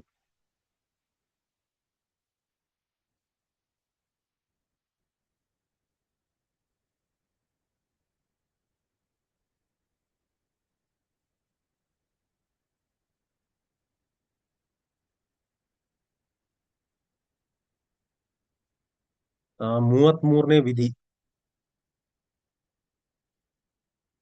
ಸರಿಯಾದ ಉತ್ತರ 33ನೇ ವಿಧಿ. ಇನ್ನು 32ನೇ ವಿಧಿ ಸಂವಿಧಾನಾತ್ಮಕ ಪರಿಹಾರಗಳ ಹಕ್ಕಿನ ಬಗ್ಗೆ ಮಾಹಿತಿ ಕೊಟ್ಟರೆ. 34ನೇ ವಿಧಿ ಯಾವುದೇ ಪ್ರದೇಶದಲ್ಲಿ ಕಾಯ್ದೆಯು ಜಾರಿಯಲ್ಲಿದ್ದಾಗ ಹಕ್ಕುಗಳ ಮೇಲೆ ನಿರ್ಬಂಧಗಳನ್ನು ವಿಧಿಸುವುದರ ಬಗ್ಗೆ ಮಾಹಿತಿ ನೀಡುತ್ತದೆ. 35ನೇ ವಿಧಿ ಈ ಭಾಗದ ನಿಯಮಗಳ ಪರಿಣಾಮವಾಗಿ ಜಾರಿಗೆ ತರಲು ಶಾಸನ ರಚನೆ ಮಾಡುವುದರ ಬಗ್ಗೆ ಮಾಹಿತಿ ನೀಡುತ್ತದೆ. 9ನೇ ಪ್ರಶ್ನೆ, ಮಾಹಿತಿ ಹಕ್ಕು ಇದು ಕಾನೂನುಬದ್ಧ ಹಕ್ಕು.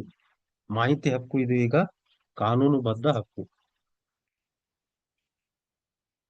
1ನೇ ಪ್ರಶ್ನೆ, ಲೋಕಸಭೆ ಚುನಾವಣೆಗಾಗಿ ನಾಮಪತ್ರವು ಇವರಿಂದ ಸಲ್ಲಿಸಲ್ಪಡಬಹುದು? ಸಿ. ಮತಕ್ಷೇತ್ರವೊಂದರ ಮತದಾರ ಪಟ್ಟಿಯಲ್ಲಿ ಹೆಸರು ಕಂಡುಬರುವ ಭಾರತದ ಯಾವುದೇ ಪ್ರಜೆ. 3ನೇ ಪ್ರಶ್ನೆ,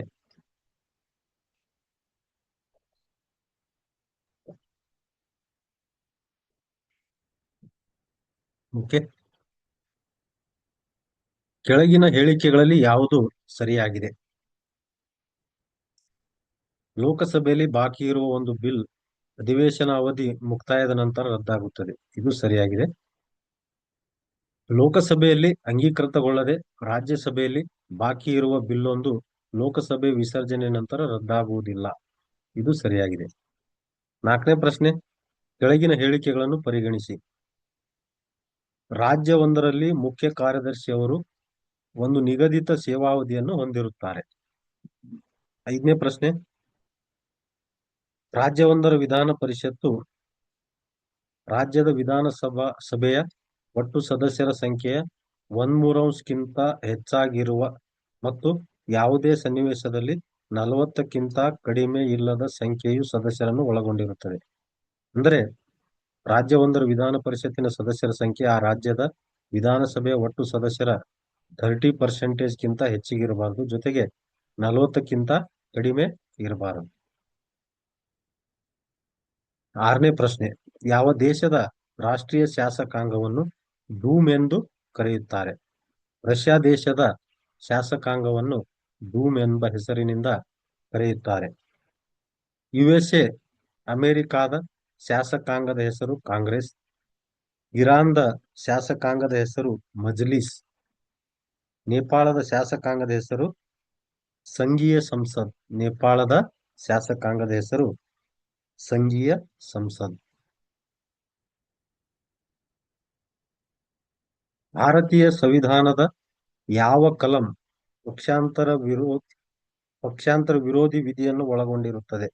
ಸರಿಯಾದ ಉತ್ತರ ಸಿ, 10ನೇ ಕಲಂ. ಅದರಂತೆ 2ನೇ ಕಲಂ ರಾಷ್ಟ್ರಪತಿ, ರಾಜ್ಯಪಾಲ, ಕೇಂದ್ರ ರಾಜ್ಯ ಶಾಸಕಾಂಗಗಳ ಸಭಾಪತಿಗಳು, ಸುಪ್ರೀಂ ಕೋರ್ಟ್, ಹೈಕೋರ್ಟ್ಗಳ ನ್ಯಾಯಾಧೀಶರ ಹಾಗೂ ಕಂಟ್ರೋಲರ್ ಮತ್ತು ಆಡಿಟರ್ ಜನರಲ್ ಇವರ ವೇತನ ಮತ್ತು ಭತ್ಯೆಗಳಿಗೆ ಸಂಬಂಧಿಸಿದೆ. 8ನೇ ಕಲಮು ಬಿ, ಭಾರತದ 22 ಭಾಷೆಗಳನ್ನು ನಮೂದಿಸುವುದು. 5ನೇ ಕಲಂ ಅನುಸೂಚಿತ ಪ್ರದೇಶಗಳ ಮತ್ತು ಬುಡಕಟ್ಟು ಆಡಳಿತ ಮತ್ತು ನಿಯಂತ್ರಣಕ್ಕೆ ಸಂಬಂಧಿಸಿದ ನಿಯಮಗಳ ಬಗ್ಗೆ ಮಾಹಿತಿ ನೀಡುತ್ತದೆ. ಹೇಳಿಕೆಗಳನ್ನು ಗಮನಿಸಿ. ಭಾರತದ ಅಟಾರ್ನಿ ಜನರಲ್ ಅವರು ಲೋಕಸಭೆಯ ಕಾರ್ಯಕಲಾಪಗಳಲ್ಲಿ ಭಾಗವಹಿಸುವುದು. ಲೋಕಸಭೆ ಸಮಿತಿ ಎಂದರೆ ಸದಸ್ಯರಾಗಬಹುದು. ಲೋಕಸಭೆಯಲ್ಲಿ ಮಾತನಾಡಬಹುದು. 2019ರಲ್ಲಿ ನಡೆದ 2ನೇ ಪರೀಕ್ಷೆ. ಇನ್ನು 1ನೇ ಪ್ರಶ್ನೆ, ಸಂವಿಧಾನದ ಯಾವ ಭಾಗ ಪಂಚಾಯತ್ ರಾಜ್ ಸಂಸ್ಥೆಯನ್ನು ಸ್ಥಾಪಿಸಲು ರಾಜ್ಯಕ್ಕೆ ಸೂಚಿಸುತ್ತದೆ? Directive principles of state policy, ರಾಜ್ಯ ನೀತಿ ನಿರ್ದೇಶನ ತತ್ವಗಳು. 2ನೇದು ಮತದಾನದ ಹಕ್ಕು, ಇದು ರಾಜಕೀಯ ಹಕ್ಕು. 3ನೇದು ಕ್ಯಾಬಿನೆಟ್ ಕಾರ್ಯದರ್ಶಿ ಕಚೇರಿಯ ಮೇಲ್ವಿಚಾರಣೆ ಮಾಡುತ್ತಾರೆ. ಸಿ, ಪಾರ್ಲಿಮೆಂಟ್ ಅಫೇರ್ಸ್ ಮಂತ್ರಿ, ರಕ್ಷಣಾ ಮಂತ್ರಿ. 4ನೇದು ಇವರುಗಳಲ್ಲಿ ಯಾರು ಅಂಚೆ ಮತದಾನ ಪೋಸ್ಟಲ್ ಬ್ಯಾಲೆಟ್ ಮಾಡಬಹುದು? ಸರಿಯಾದ ಉತ್ತರ ಡಿ, ಇವುಗಳಲ್ಲಿ ಎಲ್ಲವೂ. ಚುನಾವಣಾ ಕರ್ತವ್ಯದ ಅಧಿಕಾರಿಗಳು. ಬಿ,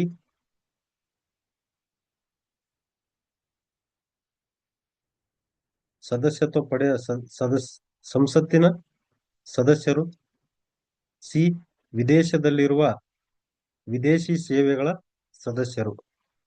ಒಂದೇ ನಿಮಿಷ, ಪ್ರಶ್ನೆ ತಪ್ಪಾಗಿದೆ ಅನ್ಸುತ್ತೆ. 2019 ಎಷ್ಟನೇ ಪ್ರಶ್ನೆ ಇದು? 4ನೇದು. ಸಶಸ್ತ್ರ ಪಡೆಗಳ, ಇದು ಸಶಸ್ತ್ರ ಪಡೆಯ ಸದಸ್ಯರಾಗಬೇಕು. ಅದನ್ನ ಬಿ, ಸಶಸ್ತ್ರ ಪಡೆಯ ಸದಸ್ಯರು ಅಂತೇಳಿ ಬರ್ಕೋಬೇಕು. ಸಿ, ವಿದೇಶದಲ್ಲಿರುವ ವಿದೇಶಿ ಸೇವೆಗಳ ಸದಸ್ಯರು. ಇವರೆಲ್ಲರೂ ಅಂಚೆ ಮತದಾನ ಮಾಡಬಹುದು, ಪೋಸ್ಟಲ್ ಬ್ಯಾಲೆಟ್ ಮೂಲಕ ಮತದಾನ ಮಾಡಬಹುದು. ಯಾರು?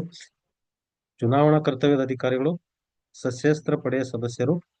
ಸಿ, ವಿದೇಶದಲ್ಲಿರುವ ವಿದೇಶಿ ಸೇವೆಗಳ ಸದಸ್ಯರು. 5ನೇ ಪ್ರಶ್ನೆ, ಇವರುಗಳಲ್ಲಿ ಯಾರು ಕಾನೂನುಬದ್ಧವಾಗಿ ಯುದ್ಧವನ್ನು ಘೋಷಿಸಬಹುದು? ರಾಷ್ಟ್ರಪತಿಗಳು.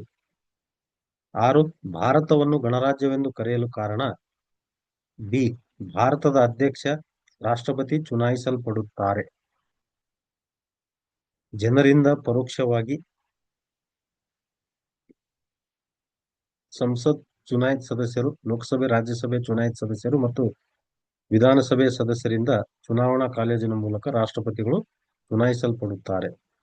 7ನೇದು ಖರ್ಚುಗಳನ್ನು ಪೂರೈಸಲು ಭಾರತದ ಆಕಸ್ಮಿಕ ನಿಧಿಯಿಂದ ಹಣವನ್ನು ಕೊಡಲು ಡ್ಯಾಶ್ಗೆ ಅಧಿಕಾರವಿದೆ? ರಾಷ್ಟ್ರಪತಿಗೆ.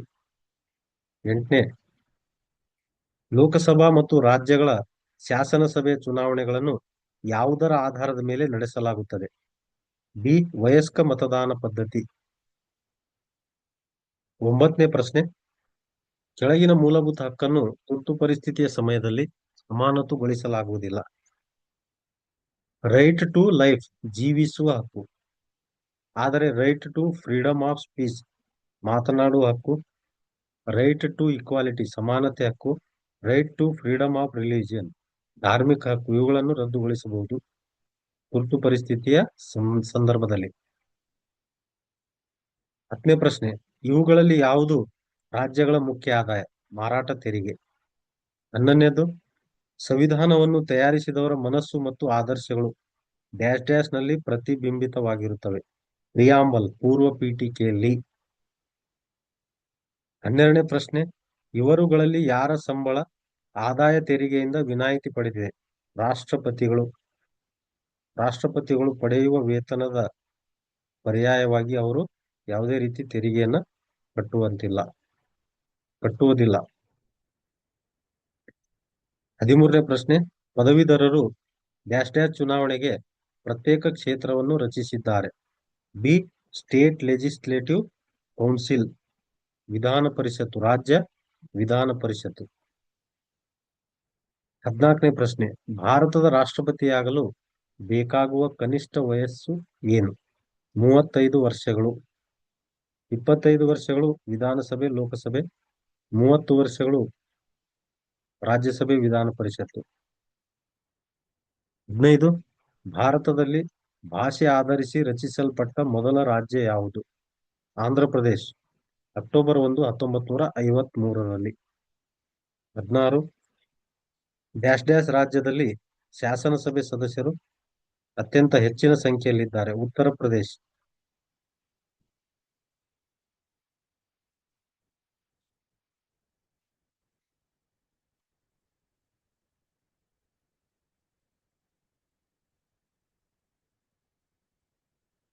2019ರಲ್ಲಿ ನಡೆದ 3ನೇ ಪರೀಕ್ಷೆ 1ನೇದು.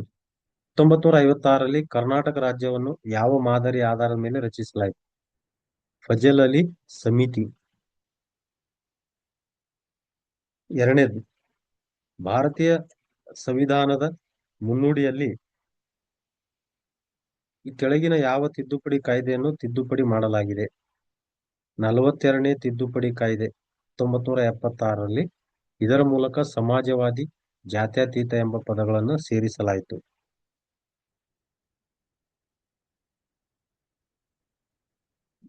ಅದರಂತೆ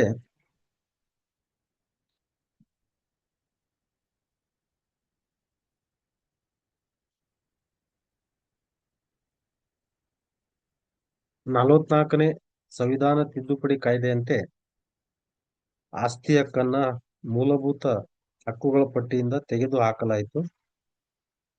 ಇನ್ನು 56ನೇ ತಿದ್ದುಪಡಿ ಕಾಯ್ದೆ.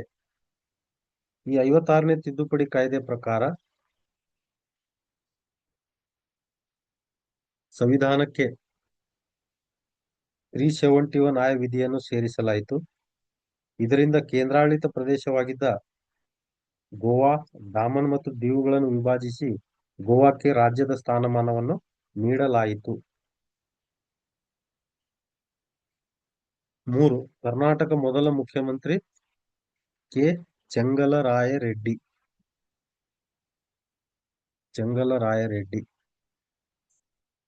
ಇವರ ಅಧಿಕಾರಾವಧಿ 24/10/1947ರಿಂದ 33/1952. ಎ. ಹನುಮಂತಯ್ಯ. ಇವರ ಅಧಿಕಾರಾವಧಿ 33/1952ರಿಂದ 19/8/1956. ಬಿ. ಎಸ್. ನಿಜಲಿಂಗಪ್ಪ ಅವರ ಅಧಿಕಾರಾವಧಿ 1/11/1956ರಿಂದ 16/5/1958. 4ನೇ ಪ್ರಶ್ನೆ. ಭಾರತೀಯ ಸಂವಿಧಾನದಲ್ಲಿ ನಮೂದಿಸಲಾಗಿರುವ ಮೂಲಭೂತ ಹಕ್ಕುಗಳ ರಕ್ಷಕ ಯಾರು? ಸರ್ವೋಚ್ಚ ನ್ಯಾಯಾಲಯ. 5ನೇ ಪ್ರಶ್ನೆ.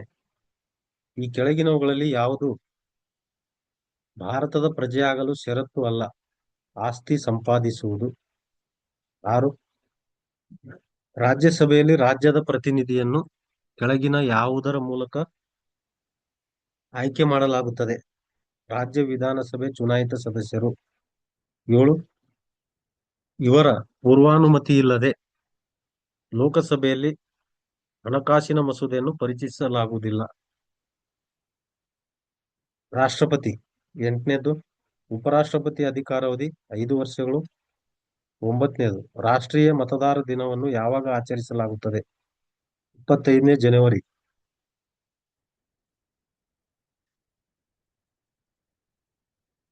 ಸಂವಿಧಾನದ ಯಾವ ಭಾಗವು ಪಂಚಾಯಿತಿಯೊಂದಿಗೆ ವಿವರಿಸುತ್ತದೆ? ಸರಿಯಾದ ಉತ್ತರ ಭಾಗ 9. ಇನ್ನು ಭಾಗ 10 ಅನುಸೂಚಿತ ಮತ್ತು ಬುಡಕಟ್ಟು ಪ್ರದೇಶಗಳಿಗೆ ಸಂಬಂಧಪಟ್ಟಂತೆ ಮಾಹಿತಿ ನೀಡುತ್ತದೆ. ಭಾಗ 11 ಕೇಂದ್ರ ರಾಜ್ಯಗಳ ಸಂಬಂಧಗಳು.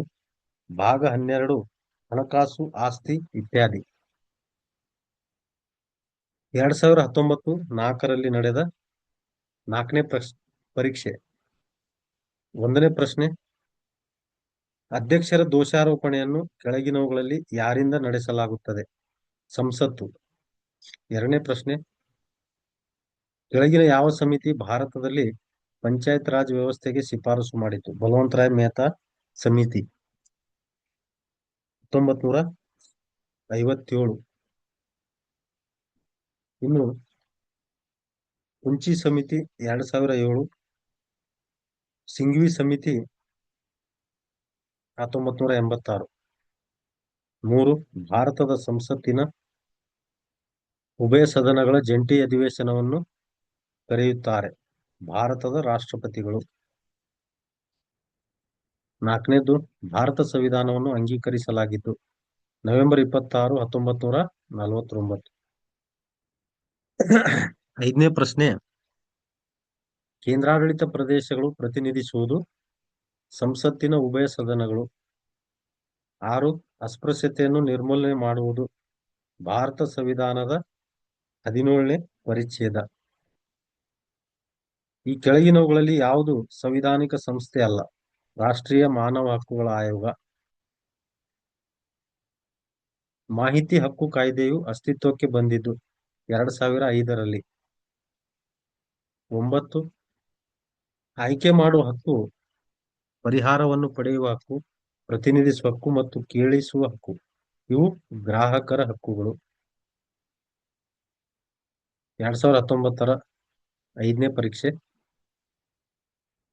ಈ ಕೆಳಗಿನ ಯಾವ ಸ್ಥಳಗಳಲ್ಲಿ ಕರ್ನಾಟಕದ ಹೈಕೋರ್ಟ್ ಶಾಖೆಗಳಿವೆ? ಧಾರವಾಡ. 2. ಯಾರು ಭಾರತದ ಮೊದಲ ಕಾರ್ಯಾನ್ವಿತ ಅಧ್ಯಕ್ಷರಾಗಿದ್ದರು? ವಿ ಗಿರಿ. 3. ಭಾರತೀಯ ಸಂವಿಧಾನಿಕ ರಾಜನೀತಿ ನಿರ್ದೇಶಕ ತತ್ವಗಳನ್ನು ಯಾವ ಆರ್ಟಿಕಲ್ನಲ್ಲಿ ನೀಡಲಾಗಿದೆ? 36ರಿಂದ 51. ಆರ್ಟಿಕಲ್ 12ರಿಂದ 35 ಮೂಲಭೂತ ಹಕ್ಕುಗಳ ಬಗ್ಗೆ. ಆರ್ಟಿಕಲ್ 51A ಮೂಲಭೂತ ಕರ್ತವ್ಯಗಳ ಬಗ್ಗೆ. ಆರ್ಟಿಕಲ್ 32 ಸಂವಿಧಾನಾತ್ಮಕ ಪರಿಹಾರಗಳ ಹಕ್ಕಿನ ಬಗ್ಗೆ ಹೇಳುತ್ತದೆ. ನಮ್ಮ ರಾಷ್ಟ್ರೀಯ ಧ್ವಜದಲ್ಲಿ ಎಷ್ಟು ಕಡ್ಡಿಗಳಿವೆ? 24. 5. ಹೈಕೋರ್ಟಿನ ಮುಖ್ಯ ನ್ಯಾಯಮೂರ್ತಿಯನ್ನು ಕೆಳಗಿನವರಲ್ಲಿ ಯಾರು ತೆಗೆದು ಹಾಕಬಹುದು? ಸರ್ವೋಚ್ಚ ನ್ಯಾಯಾಲಯದ ನ್ಯಾಯಾಧೀಶರಂತೆಯೇ ಅವರನ್ನು ತೆಗೆದು ಹಾಕಬಹುದು. 6. ಯಾರು ಉಪರಾಷ್ಟ್ರಪತಿಯನ್ನು ಆಯ್ಕೆ ಮಾಡುತ್ತಾರೆ? ಸಂಸತ್ತಿನ ಸದಸ್ಯರನ್ನು ಒಳಗೊಂಡಿರುವ ಚುನಾವಣಾ ಕಾಲೇಜು.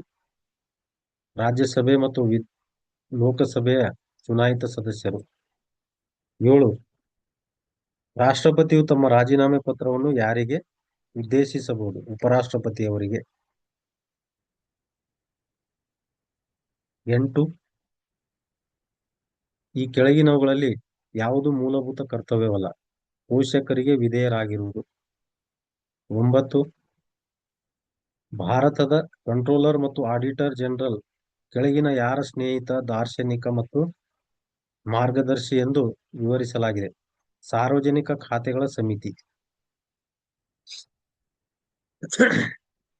10. ಒಂದು ರಾಜ್ಯದ ಸರ್ಕಾರವು ಆಯೋಜಿಸುವ ಲಾಟರಿಗಳು ಇದರ ಅಡಿಯಲ್ಲಿ ಬರುತ್ತವೆ? ರಾಜ್ಯ ಪಟ್ಟಿಯಲ್ಲಿ.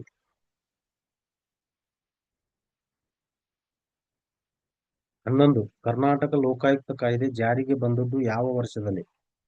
1984ರಲ್ಲಿ.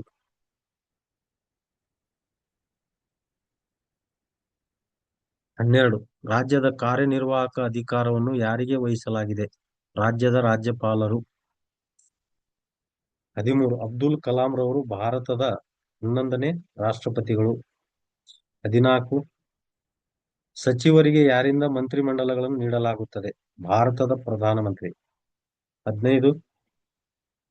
ಭಾರತದ ಸಂವಿಧಾನವನ್ನು ಯಾವಾಗ ಅಂಗೀಕರಿಸಲಾಯಿತು? 26 ನವೆಂಬರ್ 1946. 20ರಲ್ಲಿ ನಡೆದ ಪೊಲೀಸ್ ನೇಮಕಾತಿ ಪರೀಕ್ಷೆ. 1ನೇ ಪ್ರಶ್ನೆ, ಕೊಟ್ಟಿರುವ ಹೇಳಿಕೆಗಳಲ್ಲಿ ಯಾವುದು ಸರಿಯಲ್ಲ.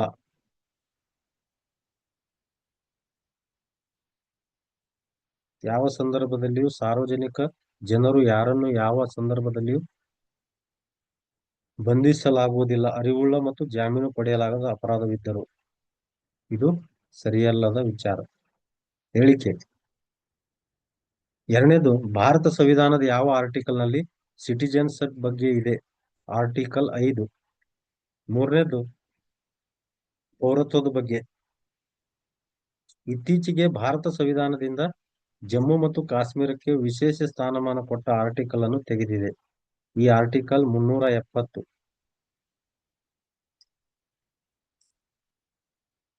ನಾಲ್ಕನೇ ಪ್ರಶ್ನೆ, ನಮ್ಮ ರಾಜ್ಯ ಅಥವಾ ದೇಶವು ಉಚಿತ ಮತ್ತು ಕಡ್ಡಾಯ ಶಿಕ್ಷಣವನ್ನು ಎಲ್ಲಾ 6 ರಿಂದ 14 ವರ್ಷ ವಯಸ್ಸಿನ ಮಕ್ಕಳಿಗೆ ಒದಗಿಸುತ್ತದೆ. ಐದನೇ ಪ್ರಶ್ನೆ, ಈ ಕೆಳಗಿನ ಯಾವುದು ಸಂವಿಧಾನದಲ್ಲಿ ಉಲ್ಲೇಖಿಸದ ಮೂಲಭೂತ ಕರ್ತವ್ಯಗಳಲ್ಲಿ ಒಂದಲ್ಲ? ಚುನಾವಣೆಯಲ್ಲಿ ಮತ ಚಲಾಯಿಸುವುದು. ಆರನೇ ಪ್ರಶ್ನೆ, ಭಾರತ ಸಂವಿಧಾನದ ಯಾವ ಶೆಡ್ಯೂಲ್ ನಲ್ಲಿ ಆಂಟಿ ಡಿಫೆಕ್ಷನ್ ಕಾನೂನಿದೆ, ಪಕ್ಷಾಂತರ ನಿಷೇಧ ಕಾನೂನಿದೆ? ಶೆಡ್ಯೂಲ್ 10. ಏಳನೇ ಪ್ರಶ್ನೆ, ಐತಿಹಾಸಿಕ 73 ಮತ್ತು 74ನೇ ತಿದ್ದುಪಡಿ ಕಾಯ್ದೆಗಳು ಗೆ ಸಂಬಂಧಿಸಿದೆ? ಸ್ಥಳೀಯ ಸ್ವ ಸರ್ಕಾರ. 73 ಗ್ರಾಮೀಣ ಸ್ಥಳೀಯ ಸ್ವ ಸರ್ಕಾರ, 74 ನಗರ ಸ್ಥಳೀಯ ಸ್ವ ಸರ್ಕಾರ. ಎಂಟನೇ ಪ್ರಶ್ನೆ, ಅಗತ್ಯವಾದ ಕನಿಷ್ಠ ವಯಸ್ಸಿಗೆ ಸಂಬಂಧಿಸಿದಂತೆ ಇವುಗಳಲ್ಲಿ ಸರಿಯಿಲ್ಲ? ಭಾರತದ ಉಪರಾಷ್ಟ್ರಪತಿ 30 ವರ್ಷ. ಒಂಬತ್ತನೇದು, ಕಾರ್ಯನಿರ್ವಾಹಕ ಅಥವಾ ಇತರೆ ಯಾವುದೇ ಅಧೀನ ಸಂಸ್ಥೆಗಳು ಕೆಲವು ಕರ್ತವ್ಯಗಳನ್ನು ಅಥವಾ ಕಾರ್ಯಗಳನ್ನು ನಿರ್ವಹಿಸಲು ವಿಫಲವಾದಾಗ ಸುಪ್ರೀಂ ಕೋರ್ಟ್ ಅಥವಾ ಹೈಕೋರ್ಟ್ ಈ ಕಾರ್ಯಗಳನ್ನು ನಿರ್ವಹಿಸಲು ಆದೇಶಿಸುತ್ತದೆ. ಈ ಆದೇಶವನ್ನು ಮ್ಯಾಂಡಮಸ್ ಎನ್ನಲಾಗುತ್ತದೆ.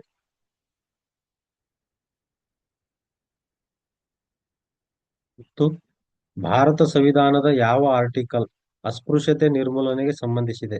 ಆರ್ಟಿಕಲ್ 17. 11 ಸರ್ಕಾರಿಯಾ ಕಮಿಷನ್ ಕೇಂದ್ರ ರಾಜ್ಯಗಳ ಸಂಬಂಧಗಳಿಗೆ ಸಂಬಂಧಿಸಿದೆ. ಸಂಸತ್ತು ಮತ್ತು ರಾಜ್ಯ ಶಾಸಕಾಂಗಗಳ ಸದಸ್ಯರನ್ನು ಪಕ್ಷಾಂತರ ಆಧಾರದ ಮೇಲೆ ಅನರ್ಹತೆಯನ್ನು ಸಂವಿಧಾನದ 10ನೇ ವಿವರ ಪಟ್ಟಿಯಲ್ಲಿ ಒದಗಿಸಲಾಗಿದೆ. ಜೀವನ ಮತ್ತು ಸ್ವಾತಂತ್ರ್ಯದ ಹಕ್ಕು, right to life and liberty, ಇದನ್ನು ಸಂವಿಧಾನದ 21ನೇ ಕಲಂನಲ್ಲಿ ಹೇಳಲಾಗಿದೆ. ರಾಜ್ಯ ನಿರ್ದೇಶಕ ತತ್ವಗಳನ್ನು ಡ್ಯಾಶ್ ಡ್ಯಾಶ್ ನಲ್ಲಿ ಪ್ರತಿಷ್ಠಾಪಿಸಲಾಗಿದೆ. ಸಂವಿಧಾನದ 4ನೇ ಭಾಗ. 4ನೇ ಪ್ರಶ್ನೆ, ಒಬ್ಬ ರಾಜ್ಯಪಾಲರು ರಾಷ್ಟ್ರಪತಿಯ ಇಚ್ಛೆಯನುಸಾರ ತಮ್ಮ ಪದವಿ ಅಥವಾ ಅಧಿಕಾರದಲ್ಲಿದ್ದರೂ ಸಹ ಡ್ಯಾಶ್ ಡ್ಯಾಶ್ ರ ಒಂದು ಅವಿಭಾಜ್ಯ ಅಂಗವಾಗಿದ್ದಾರೆ. ರಾಜ್ಯ ಶಾಸಕಾಂಗ. ಭಾರತದಲ್ಲಿ ಮತದಾರರ ಕನಿಷ್ಠ ವಯಸ್ಸು 18 ವರ್ಷಗಳು. 6ನೇದು, ರಾಜ್ಯಸಭೆಯ ಸದಸ್ಯರನ್ನು ಡ್ಯಾಶ್ ವರ್ಷಗಳಿಗೋಸ್ಕರ ಚುನಾಯಿಸಲಾಗುತ್ತದೆ. 6.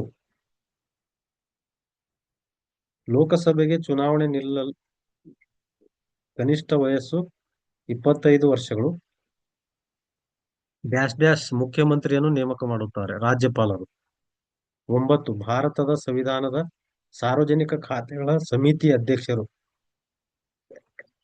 ಸಾರಿ ವಿರೋಧ ಪಕ್ಷದ ನಾಯಕ.